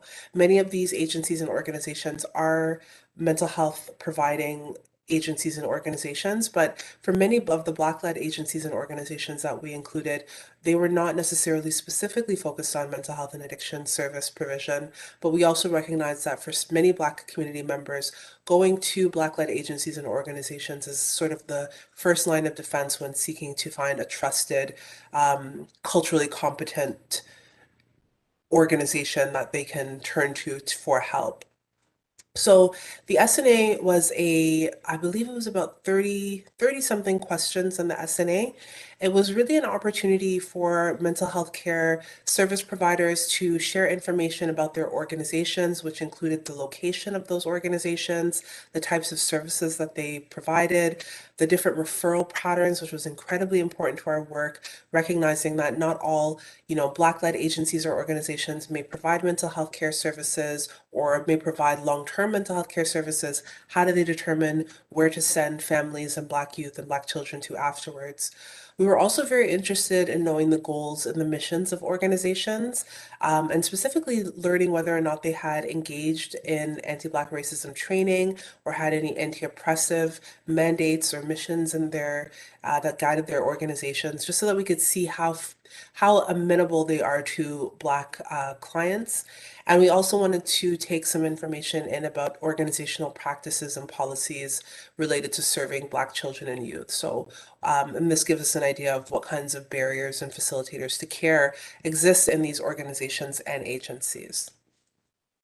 In terms of our findings, there was a lot of information, and we actually have several community reports up on our website, www.pathways2care, if you're interested in knowing more about these findings. But I wanted to share just a couple of them that were essential to our work in this meeting. So one of the findings that we came across was that there was absolutely a disconnect between organizations' intent to collaborate with Black-led organizations and their actions. So in many, mainstream non-Black organizations, they recognized that there were organizations and agencies that were Black-led across the city, whether that was in Toronto or Ottawa, or London or Windsor, and they identified, these are organizations and agencies that are, dealing with Black issues specifically, working with Black children and youth specifically, and there was a desire to work with them. But when we ran some of our different tests, we recognized that actually people are really working in silos and mostly amongst one another, or with one or two, in the case of Toronto only, with one or two specific Black-led agencies and organizations. So there was a lot of people working in an individual kind of way, but not necessarily collaboratively, which is incredibly important based on just knowing the referrals and the need for referrals and the need for support. We also found that there was a lack of diversity and inclusion of all Black staff and professionals in workplaces that were serving Black children and youth. So a lot of service providers did not identify as Black. And for those who did, we found that there was a lot of barriers that they experienced with regard to racism, anti-Black racism, lack of being able to adjust modalities, etc. So, and that also included, or that also encompassed the managerial level. So while people who were service providers providing mental health care supports were lacking in diversity, we also saw at the managerial level that this was extremely reflective of that finding as well. We also saw that there was a lack of Black leadership and integrated anti-Black racism capacity building. And so, we did have in some cases organizations and agencies discuss short-term anti-Black racism trainings or short-term learning opportunities around anti-Black racism, but there was a severe lack of long-term anti-Black racism training and acknowledgement within non-Black agencies or mainstream agencies and organizations. And so all of these issues, when you put them together, speak to the issues that Black youth are going to experience when you really think about it on the ground. If there are not mental health care service providers that look like Black youth, or if there's no opportunity or option to choose a service provider that looks like, that a Black youth can choose who looks like them, then you might come up against some barriers. And if the organization has certain practices, for example, dress code, which oftentimes are, anti-Blackness can be channeled through dress codes of organizations and agencies, then that also creates a barrier for Black youth and makes them not want to come back, or creates a loss to follow up. So these were just some of the findings that we have in our SNA. Very many more, a lot more statistics and information that, again, is available in some of our SNA reports on our website if you are interested in taking a look. The second phase of our work and our research was focus groups. So we conducted very many focus groups. As I said, we started in Toronto. We had 7 groups there, and at least 3 groups across the other cities. And every single city, we conducted focus groups with 3 key populations, which include service providers, Black children and youth themselves, and caregivers, family, and community of Black children and youth. In Toronto, we ran additional groups, which included some with our Youth Advisory Committee, 2S LGBTQ plus Black youth, and youth who were engaged with the criminal justice system. And in Windsor, we actually ran one Francophone focus group with Black youth. So all of the data that we collected has a lot of similarities, similar codes, similar themes, similar patterns, but then there are also some divergences when it comes to regional specificity. Absolutely, some of the issues that we're finding in Toronto, we're seeing in, for example, Hamilton, but then some of the issues that we saw in Ottawa, or some of the issues that we saw in Windsor, were specific to the cities as well. So we had some definite overall systems level findings, and of course, because we're a systems level project, these were incredibly important to us. So a lot of the systems level barriers that we saw, that focus groups were discussing, were related similarly to some of the things that we were seeing in the SNA. So people were discussing systemic and anti-Black racism. Other participants were describing the difficulties that they were experiencing getting entry into care. And if you remember that statistic that I discussed earlier about Black youth waiting 2 times the wait period as white youth, this shouldn't be a surprise, but when you're collecting the data and analyzing the data, it still does surprise you to hear people talk about, even far longer than 16 months as well. People were also discussing their experiences with poor system coordination, which speaks to the issues and the barriers of referral patterns. Receiving a referral, trying to get in touch with the service provider and never ever getting a call back, or not even being offered a referral in the first place. We also heard a lot about people's financial barriers. By and large, many people are not insured. They are relying on mental health care services that provide free services. A lot of those services are at capacity or are not able to take on additional participants or clients. And so for families who don't have that extra income or insurance, this is a huge barrier to care, and it definitely can lead to Black youth and Black children having to just cope and live with whatever mental health challenge they may be experiencing, which can again lead back to what we talked about earlier, what I spoke about earlier with Black youth being symptomatic and requiring emergency pathways. We also heard people who were actually able to get into services critiquing the short duration of those services. So, you know, a 6-week mental health intervention or a 4-week mental health intervention, depending on what your mental health challenge or illness is absolutely not going to cut it. Some people need longer, more integrated and, you know, far longer lasting mental health care services. And finally, the lack of cultural competency. And this was a really interesting systems level finding. Of course, it relates back to our social network analysis finding, but it also was regional. So when we talked to some Black youth in cities like Toronto and Ottawa, when we asked in our focus group, well, would you prefer to have Black service providers? Some people said, no, it's not an important thing for me. It's not essential. As long as the person has cultural competency, they know what's going on in the Black community, they understand where I'm coming from, they understand my culture and how we understand mental health, etc., then, you know, we can go forward. But when we asked the same question in our Hamilton focus groups, we got a completely different answer. The answer was a resounding no. People wanted to see more Black service providers, more Black clinicians and healthcare providers. And, you know, it really speaks to the issue of having choice. So if Black youth are presented with a choice of whether or not they want a Black or a non-Black service provider, that's really the route that we need to go. And there's just simply not enough choice. And this leads to, you know, issues around cultural competency and other related issues. But there were also some really great systems level solutions that we came across in our focus groups, and that I'd like to share with you today. I think it's really important to always land on some solutions, especially as they come from our communities. So people were discussing the need for creation of service pathways and conduits to care, having central agencies, very clear pathways and very clear resources that would allow people to connect to the kinds of care that they need. One way that we've been able to work towards that in our work at Pathways to Care is by creating 2 different tools that essentially map out the available mental health care services at available organizations and agencies in a person's particular city.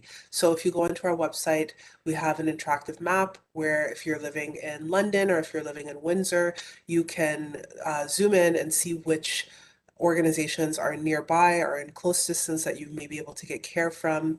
And then we recently completed another tool called Connect Me.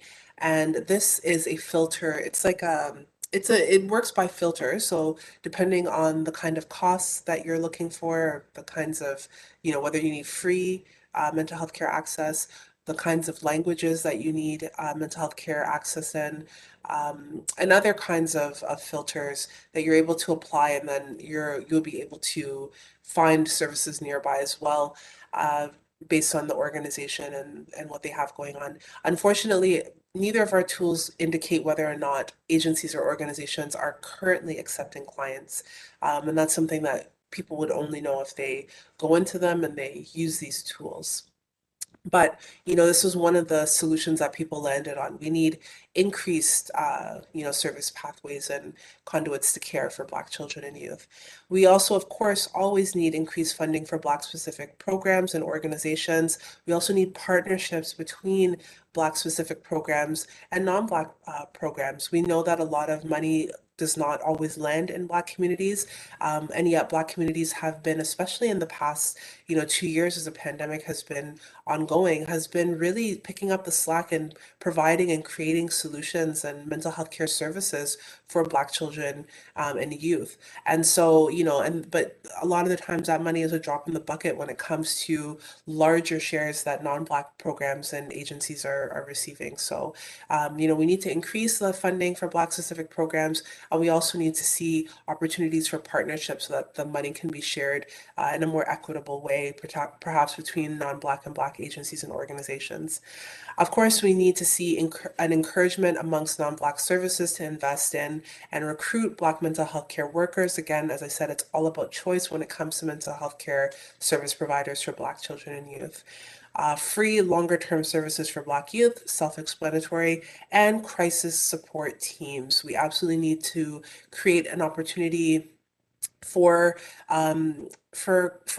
support for people who are going through crisis experiences. Too often, as I mentioned earlier, the police get involved and things go south very quickly. If we have crisis support teams that are multidisciplinary and who are able to act quickly, then we can potentially see far fewer incidences of police brutality, of deaths, etc. And so where we're at right now, again, as I said, we are taking all of this research and we're using it to develop our strategy. So of course, our strategy is community-based and research-informed. We are matching gaps to solutions that are put forth by Black youth, by the community and the caregivers of Black children and youth, and by service providers. We have a really multidisciplinary team, so we've been leveraging the experience of our team members. I work with a wonderful researcher, a research admin coordinator who has quantitative experience. Our researcher has qualitative research, and we have 2 health promoters on our team. But we also have several committees, which include a youth advisory committee and an expert reference and a community advisory committee. And so their expertise, their understandings, their knowledge also are being used to develop our strategy. And finally, we're always having to listen and respond to the changing context. COVID was absolutely a curveball that we could not have anticipated. It has absolutely created even more deleterious mental health outcomes for our communities, and we already had issues to begin with. So, we need to always be tapping back into our communities to understand what's the issue now? Has anything come up that's new? What might we be overlooking? And we do that by doing regular check-ins.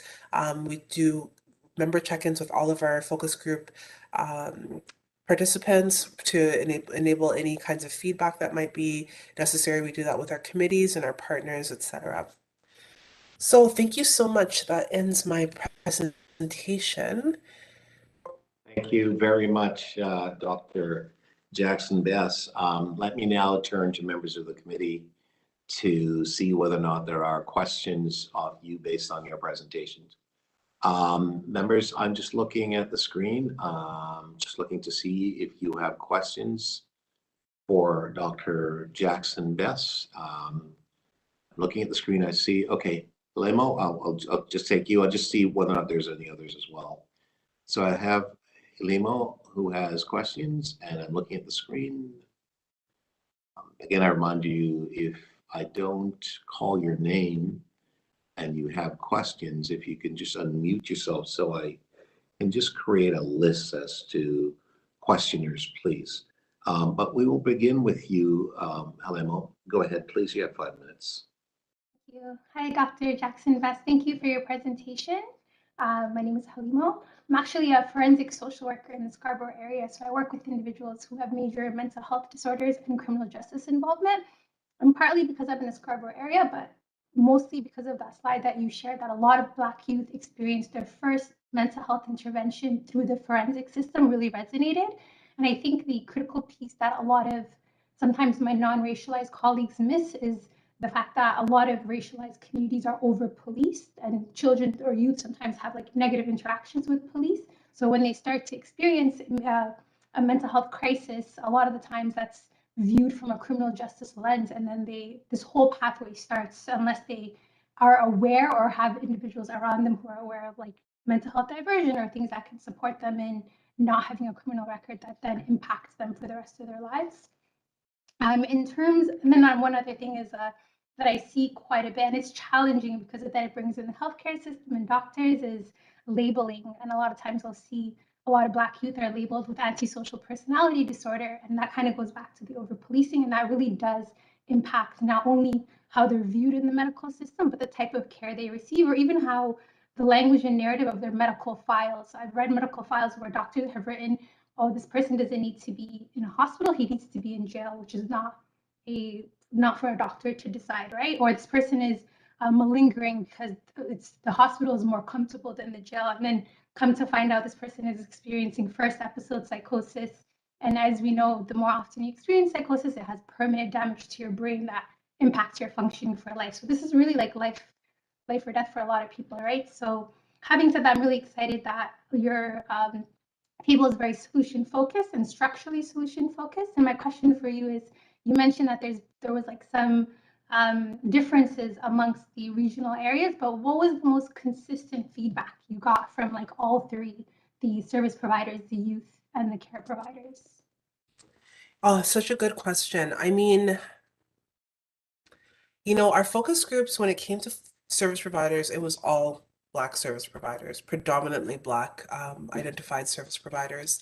And, you know, a couple of the kind of more uniform responses was the need for service providers to be able to adapt modalities. So when I talk about the development of a practice framework, you know, as I'm starting to develop it and think through it, I can't stop thinking about people talking about, well, you know, the expectation is that if we're using a CBT framework, then it's strictly going to be CBT.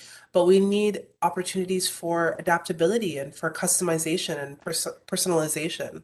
And so, you know, when you're thinking about a practice framework that is supposed to guide, you know, service providers, where service providers are saying we need room to adapt this based on people's religion, cultures, ethnicity, sexuality, whatever it might be, then, you know, it becomes a challenge, but it's not impossible because you have to stick to the original message. And the original message that we're hearing from these service providers was that we can't just you know, apply something without considering people's backgrounds and who they are. And you know, you work in this field, so you know firsthand that it does not work like that, that you have to tweak things and adjust things based on your client. So I would say that that would be one piece. And I think that from the SNA,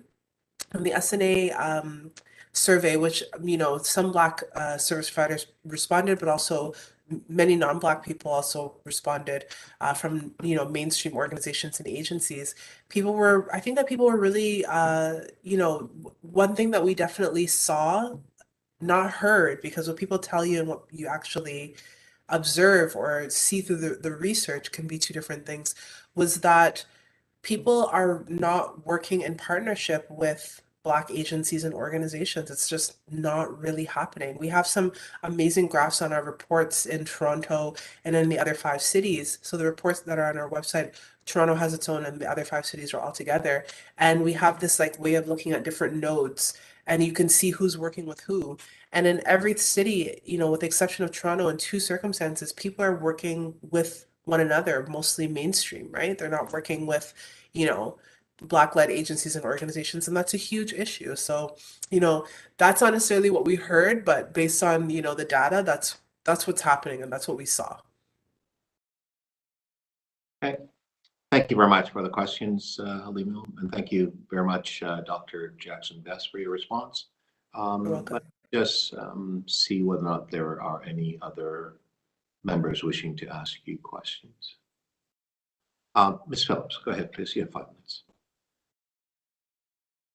I'll use my official title. It's actually Dr. Phillips. So Dr. Jackson-Best, my question for you is, in terms of the research that you did, and particularly the focus groups that you did with Black service providers, do you have a sense of how the experience of Black service providers of anti-Black racism, I don't know if you discussed this with them, but how their experience of anti-Black racism may have impacted on the services that they are able to provide, and the ways in which they are able to support Black youth in either mainstream or in Black-led organizations. Do you have a sense of that at all? Thank you so much for that question, Dr. Phillips. You know, our focus groups really shone or shined, I'm not sure which tense it would be, but there was a huge light that was shined on what we really saw as a crisis amongst Black service providers, particularly Black service providers who work in mainstream organizations and agencies. Many were in, you know, contemplating leaving their positions, going into private practice, but also feeling a lot of tumultuousness around that decision because they knew that that would reduce their clientele of, you know, their client base of Black youth, right? Because of the issues around insurance and, you know, the price, etc. So there absolutely was a lot of discussion that was had in our focus group by Black service providers that talked about the anti-Black racism that they experienced and that made them feel unsafe in agencies and organizations that were non-Black. And that was leading to many of them leaving those environments to create an environment that could be more amenable to the healing and mental health and wellness of Black children and youth. It was a massive finding. We're actually writing a paper right now, and this is one of the discussions that we're having. Like it like concerning, extremely concerning. Thank you. I have heard that also myself, anecdotally. Thanks. Thank you, Doctor. Juanita, go ahead, please.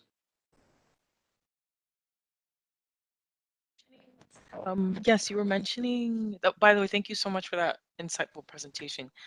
Yeah, you were mentioning that there's a gap between organizations working with Black focused organizations.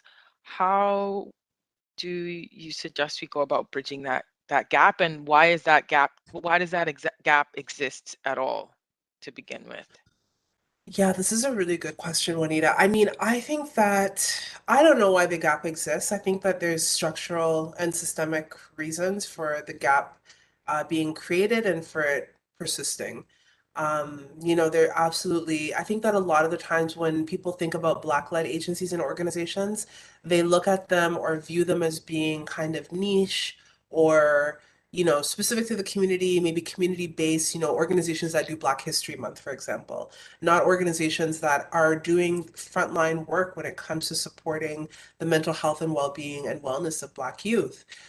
So I think that that's one of the issues that exists. I could be, you know, pulling maybe, you know, I could be totally off base, but and it could be very many other things. It likely is very many other things.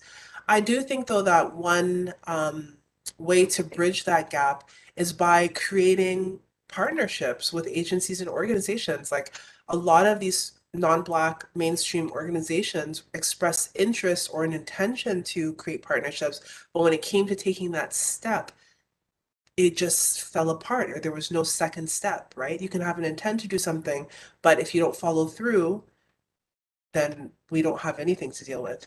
And so I think that there needs to be collaboration and there needs to be opportunities for these Black and non-Black agencies and organizations to create partnerships and not just tokenistic partnerships, right? I think that there's also a very warranted hesitancy on the part of Black-led agencies and organizations that they don't want to be the token Black, you know, or partner, right? They want to be at the table sitting there meaningfully, and they absolutely deserve that and are entitled to that. And so I think that it's, you know, incumbent upon the mainstream organizations and agencies to really step out of their comfort zone and figure out how are we going to invite these organizations to the table and do it so in a meaningful way where they're going to be equal collaborators, equal earners, equal in every single way, right? So, you know, it really is, it's really important for people who are working managers and people who are at senior leadership in mainstream organizations and agencies to, you know, reach out and ask what can we do to support you? How can we support you? How can we become partners with you? How can we, partner with you to support the youth that you're seeing and the youth that we're seeing? How can we put youth like at the forefront and, and prioritize them, right? So I think it has to be a lot of work on the behalf of mainstream agencies and organizations, absolutely. And, I think that if Black-led organizations and agencies can also reach out to mainstream organizations and agencies to develop that partnership. But there needs to be another willing participant, right? So, it doesn't go both ways in this circumstance. There is absolutely an imbalance of power. And I think that the individuals or the groups that are at the very, at the more powerful end need to relinquish some of that power and figure out how they can, work collaboratively with Black agencies and organizations. Any further questions? I was also wondering, Thank I've you. never, oh, hello, can you hear me? Yes. Yes, we can Okay, hear you. Go I was ahead. just also wondering about, I just went on your website, and I thought that your tools were amazing. I Thank you. had never seen them before, especially for someone that uh, was at one point looking for a Black therapist. I was like, where was this when I needed it? So I was wondering what was being done just to market this tool, because I'm pretty sure that there's a lot of people that are also looking for Black services, Black therapists, and not sure where to go to find this type of information. Of course. I mean, everything, so much of our work obviously is the promotion is on social media. We have an outreach and engagement communications consultant that we work with, to share this information. We do so many presentations like this one where we're able to share this tool and meet people like yourself who find it, and maybe, tomorrow or next week when somebody indicates that they need some support, you're able to share it with them. So a lot of it is word of mouth and social media at this point, and also just by presentations and engagement like this. And yeah, I mean, but I'm very open to any other recommendations for sharing it more far and widely. Great. I'll reach out to you through your website then. Thank you so much for Excellent. today. You did a great job, and I love the work that your organization is doing. You're welcome. Thank you so much. Thank you very much. Just looking to see whether or not there are any more questions for you, Dr. Jackson Bess. Okay. I see that. I just wonder if I can just ask you just a few. In terms of the work and the changes that have, and you've spoken about it to a large degree, but the changes in order to affect real outcome. Is it a situation simply around resources such as money, space, and or access? Is it a combined situation, or is it sort of one independent of the other?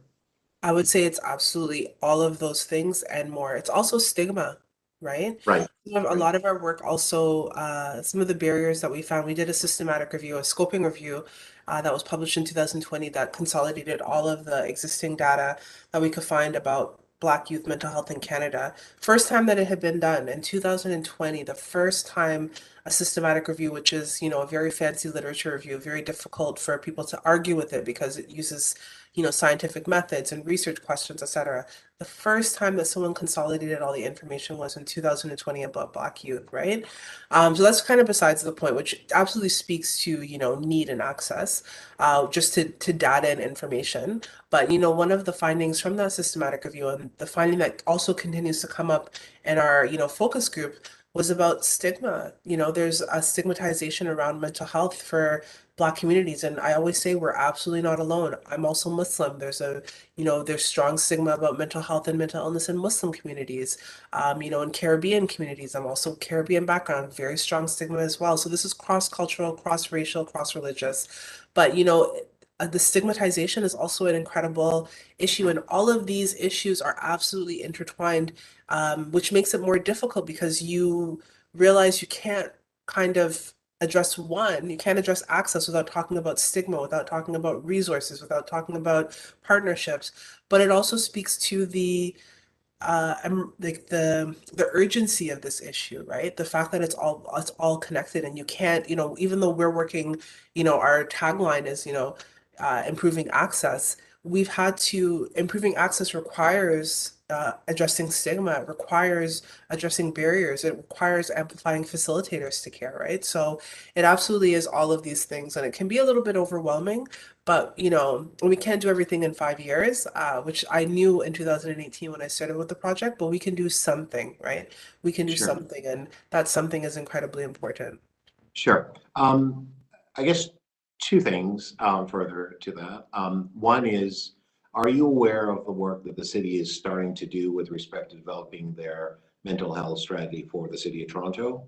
And has anyone reached out to you yet to speak with you? Because I do think that you should have a role in that, and I want to make sure that you're there as part of the work that you're doing now, because I do think it would be a valuable addition to be incorporated in obviously the work that the city is about to undertake.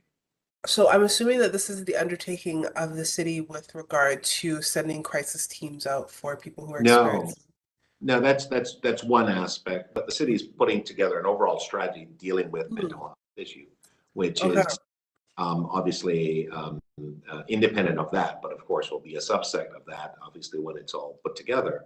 There's a lot of work that's going on. I'll get back to you on that, because I do think that I think the work that you presented here today really dovetails into that nicely and captures that segment of the community that we really do need to capture. I mean, obviously, and it's, as I say, all hands on deck. But the last thing that I wanted to ask you as a question, I wonder if you would consider, you know, the assistance of counselors, city counselors. We have newsletters that we send out, electronic and hard copies and so on.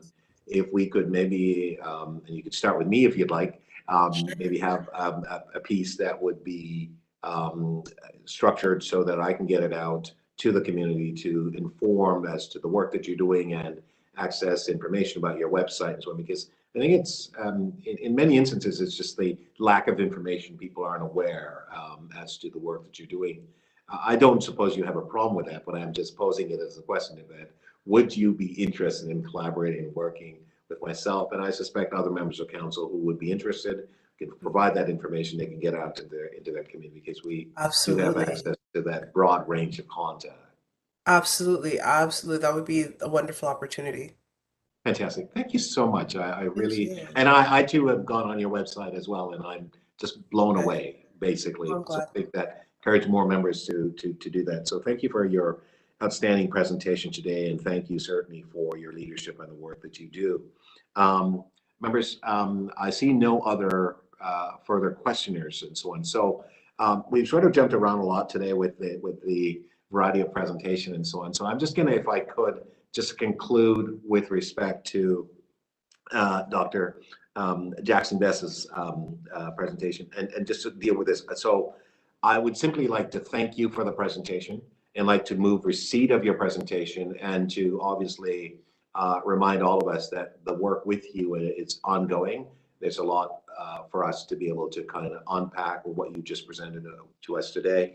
I've made really strong notes around the collaboration and cultural competency and partnership and so on, and that you have stated to us here today. So we have to package that in a way that helps us be able to look at your organization, the resources that you bring to the table, and look to see how we can work with you. So I want to thank you for that, and just on behalf of the members. So members, I'd like to move receipt of Dr. Jackson Bess's presentation. All those in favor, oppose, that carries. Thank you. Clerks, Jonathan and members of the clerks team, I wonder if I can just, we can go back to item number 1. I believe that we were going to have some speakers on that item. I don't know if anyone wishes to speak on that item. We had followed through in all the questioning and so on, and I think we were actually going to vote, if my memory serves me correctly. Was there still an opportunity to speak on that one? I think that there is. I just wondered if anyone wanted to add anything to the first item that we discussed earlier this morning, if there's any further speakers to that. It was quite some time ago. Okay, seeing none. All right, so then I'd like to basically move receipt of that item as well. Okay, All those in favor of receiving item CR 5.1, which is the impact of COVID-19 on the Black community? Thank you very much. All right. And then I had spoken earlier about item CR 5.2, which is the employment support and programs for Black Torontonians. I had several elements of a motion there. We've been able to work with the clerks through the ongoing discussion and items that we work with.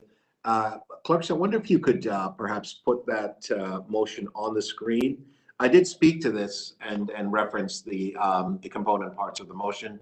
It has been structured now in a way that we could take a look at it. Jonathan, do you have the motion available?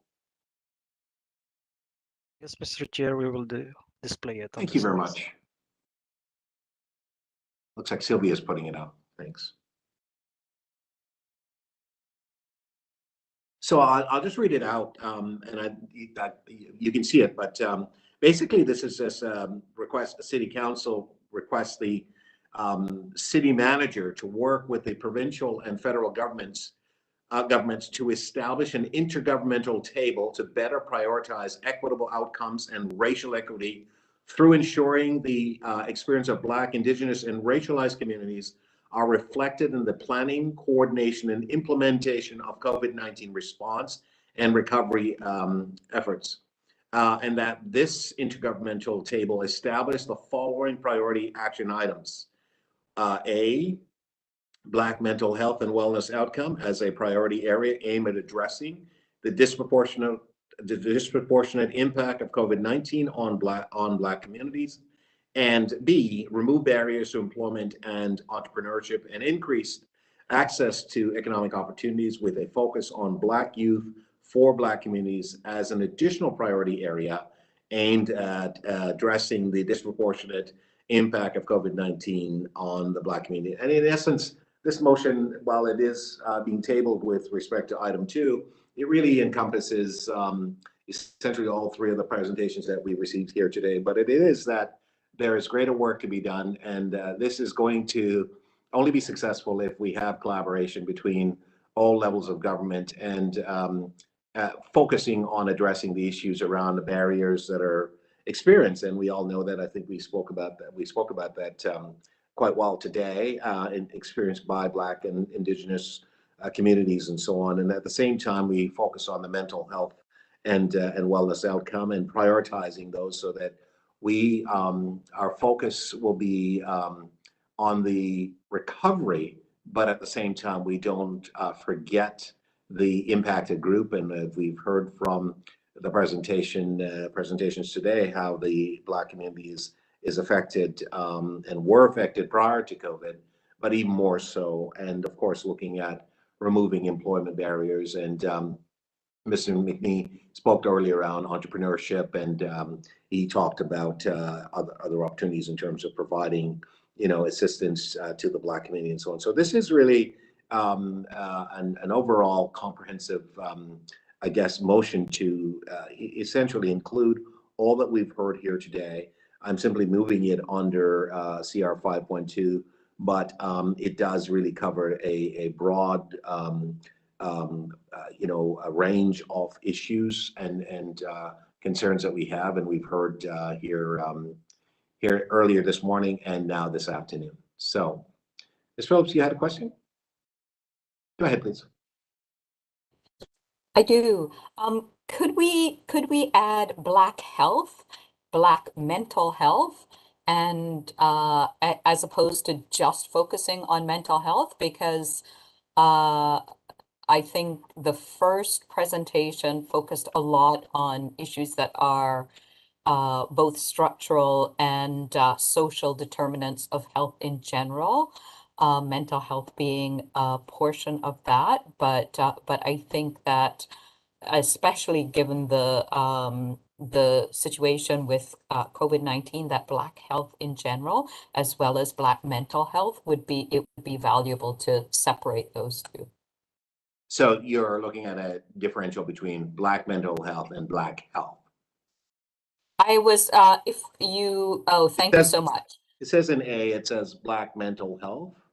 I am suggesting that that A reads Black health, comma, Yes. Black mental health and wellness outcomes as a priority. Right. Just adding health as well as mental health.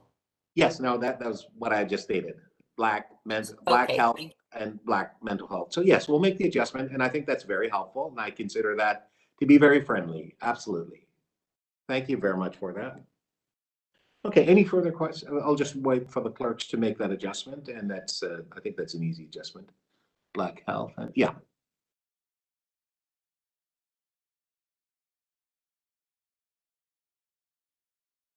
Dr. Phillips, can you see that now? And indeed, thank you. Yeah, that's Fantastic. perfect. Yes. Thank you very much. Anyone else? All right, so the motion is on the screen, and there's a friendly amendment by Dr. Phillips, and thank you very much for that. And so all those in favor, I'd like to have a recorded vote on this one, if you don't mind. Mr. Clerk and Madam Clerk, I'd like to have a recorded vote on this item, please. Thank you, Mr. Chair. Thank you. Just to note that it's not on the screen, actually. It was. Huh? Did you not get it? We didn't see the revised one. Oh, it was just to add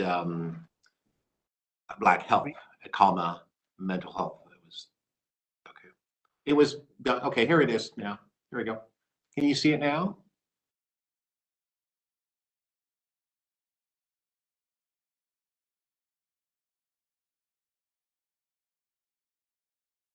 Okay.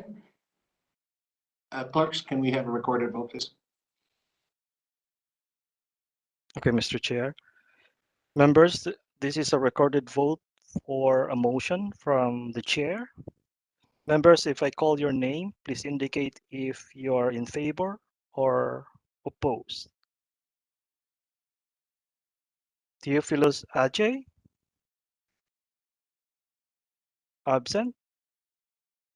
Apifa Adjivon? In favor? Deborah Barnes? Absent. Justice Betty? In favor? Beverly Jean Daniel?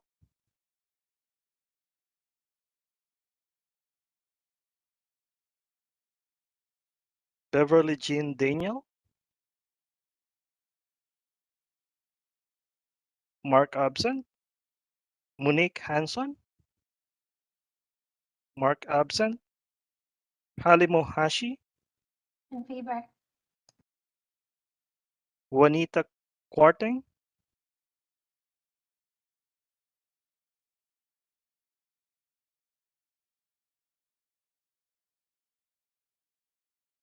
Juanita Quarting?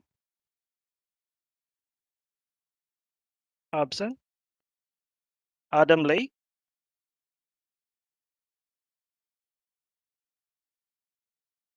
Absent. Justin Namara? In favor. Sharice Newton Thompson?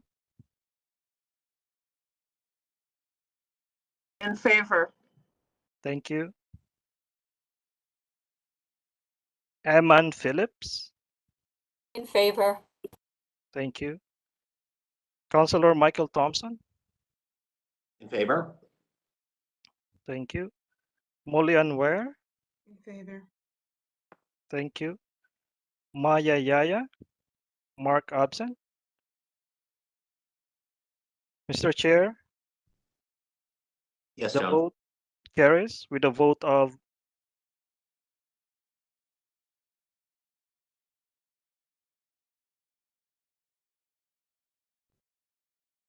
8-0. Okay, thank you very much. So Jonathan, you have motions dealing with absenteeism? Yes, Mr. Chair, we will display it momentarily. Okay, because we've concluded the agenda as such, if we can deal with that. Thank you.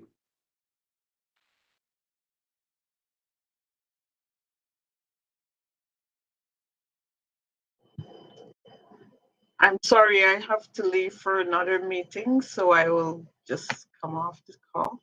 Sorry. We're about to conclude, so we're almost done. Thank you very much for being here and participating today. Thank you. I have to leave as well.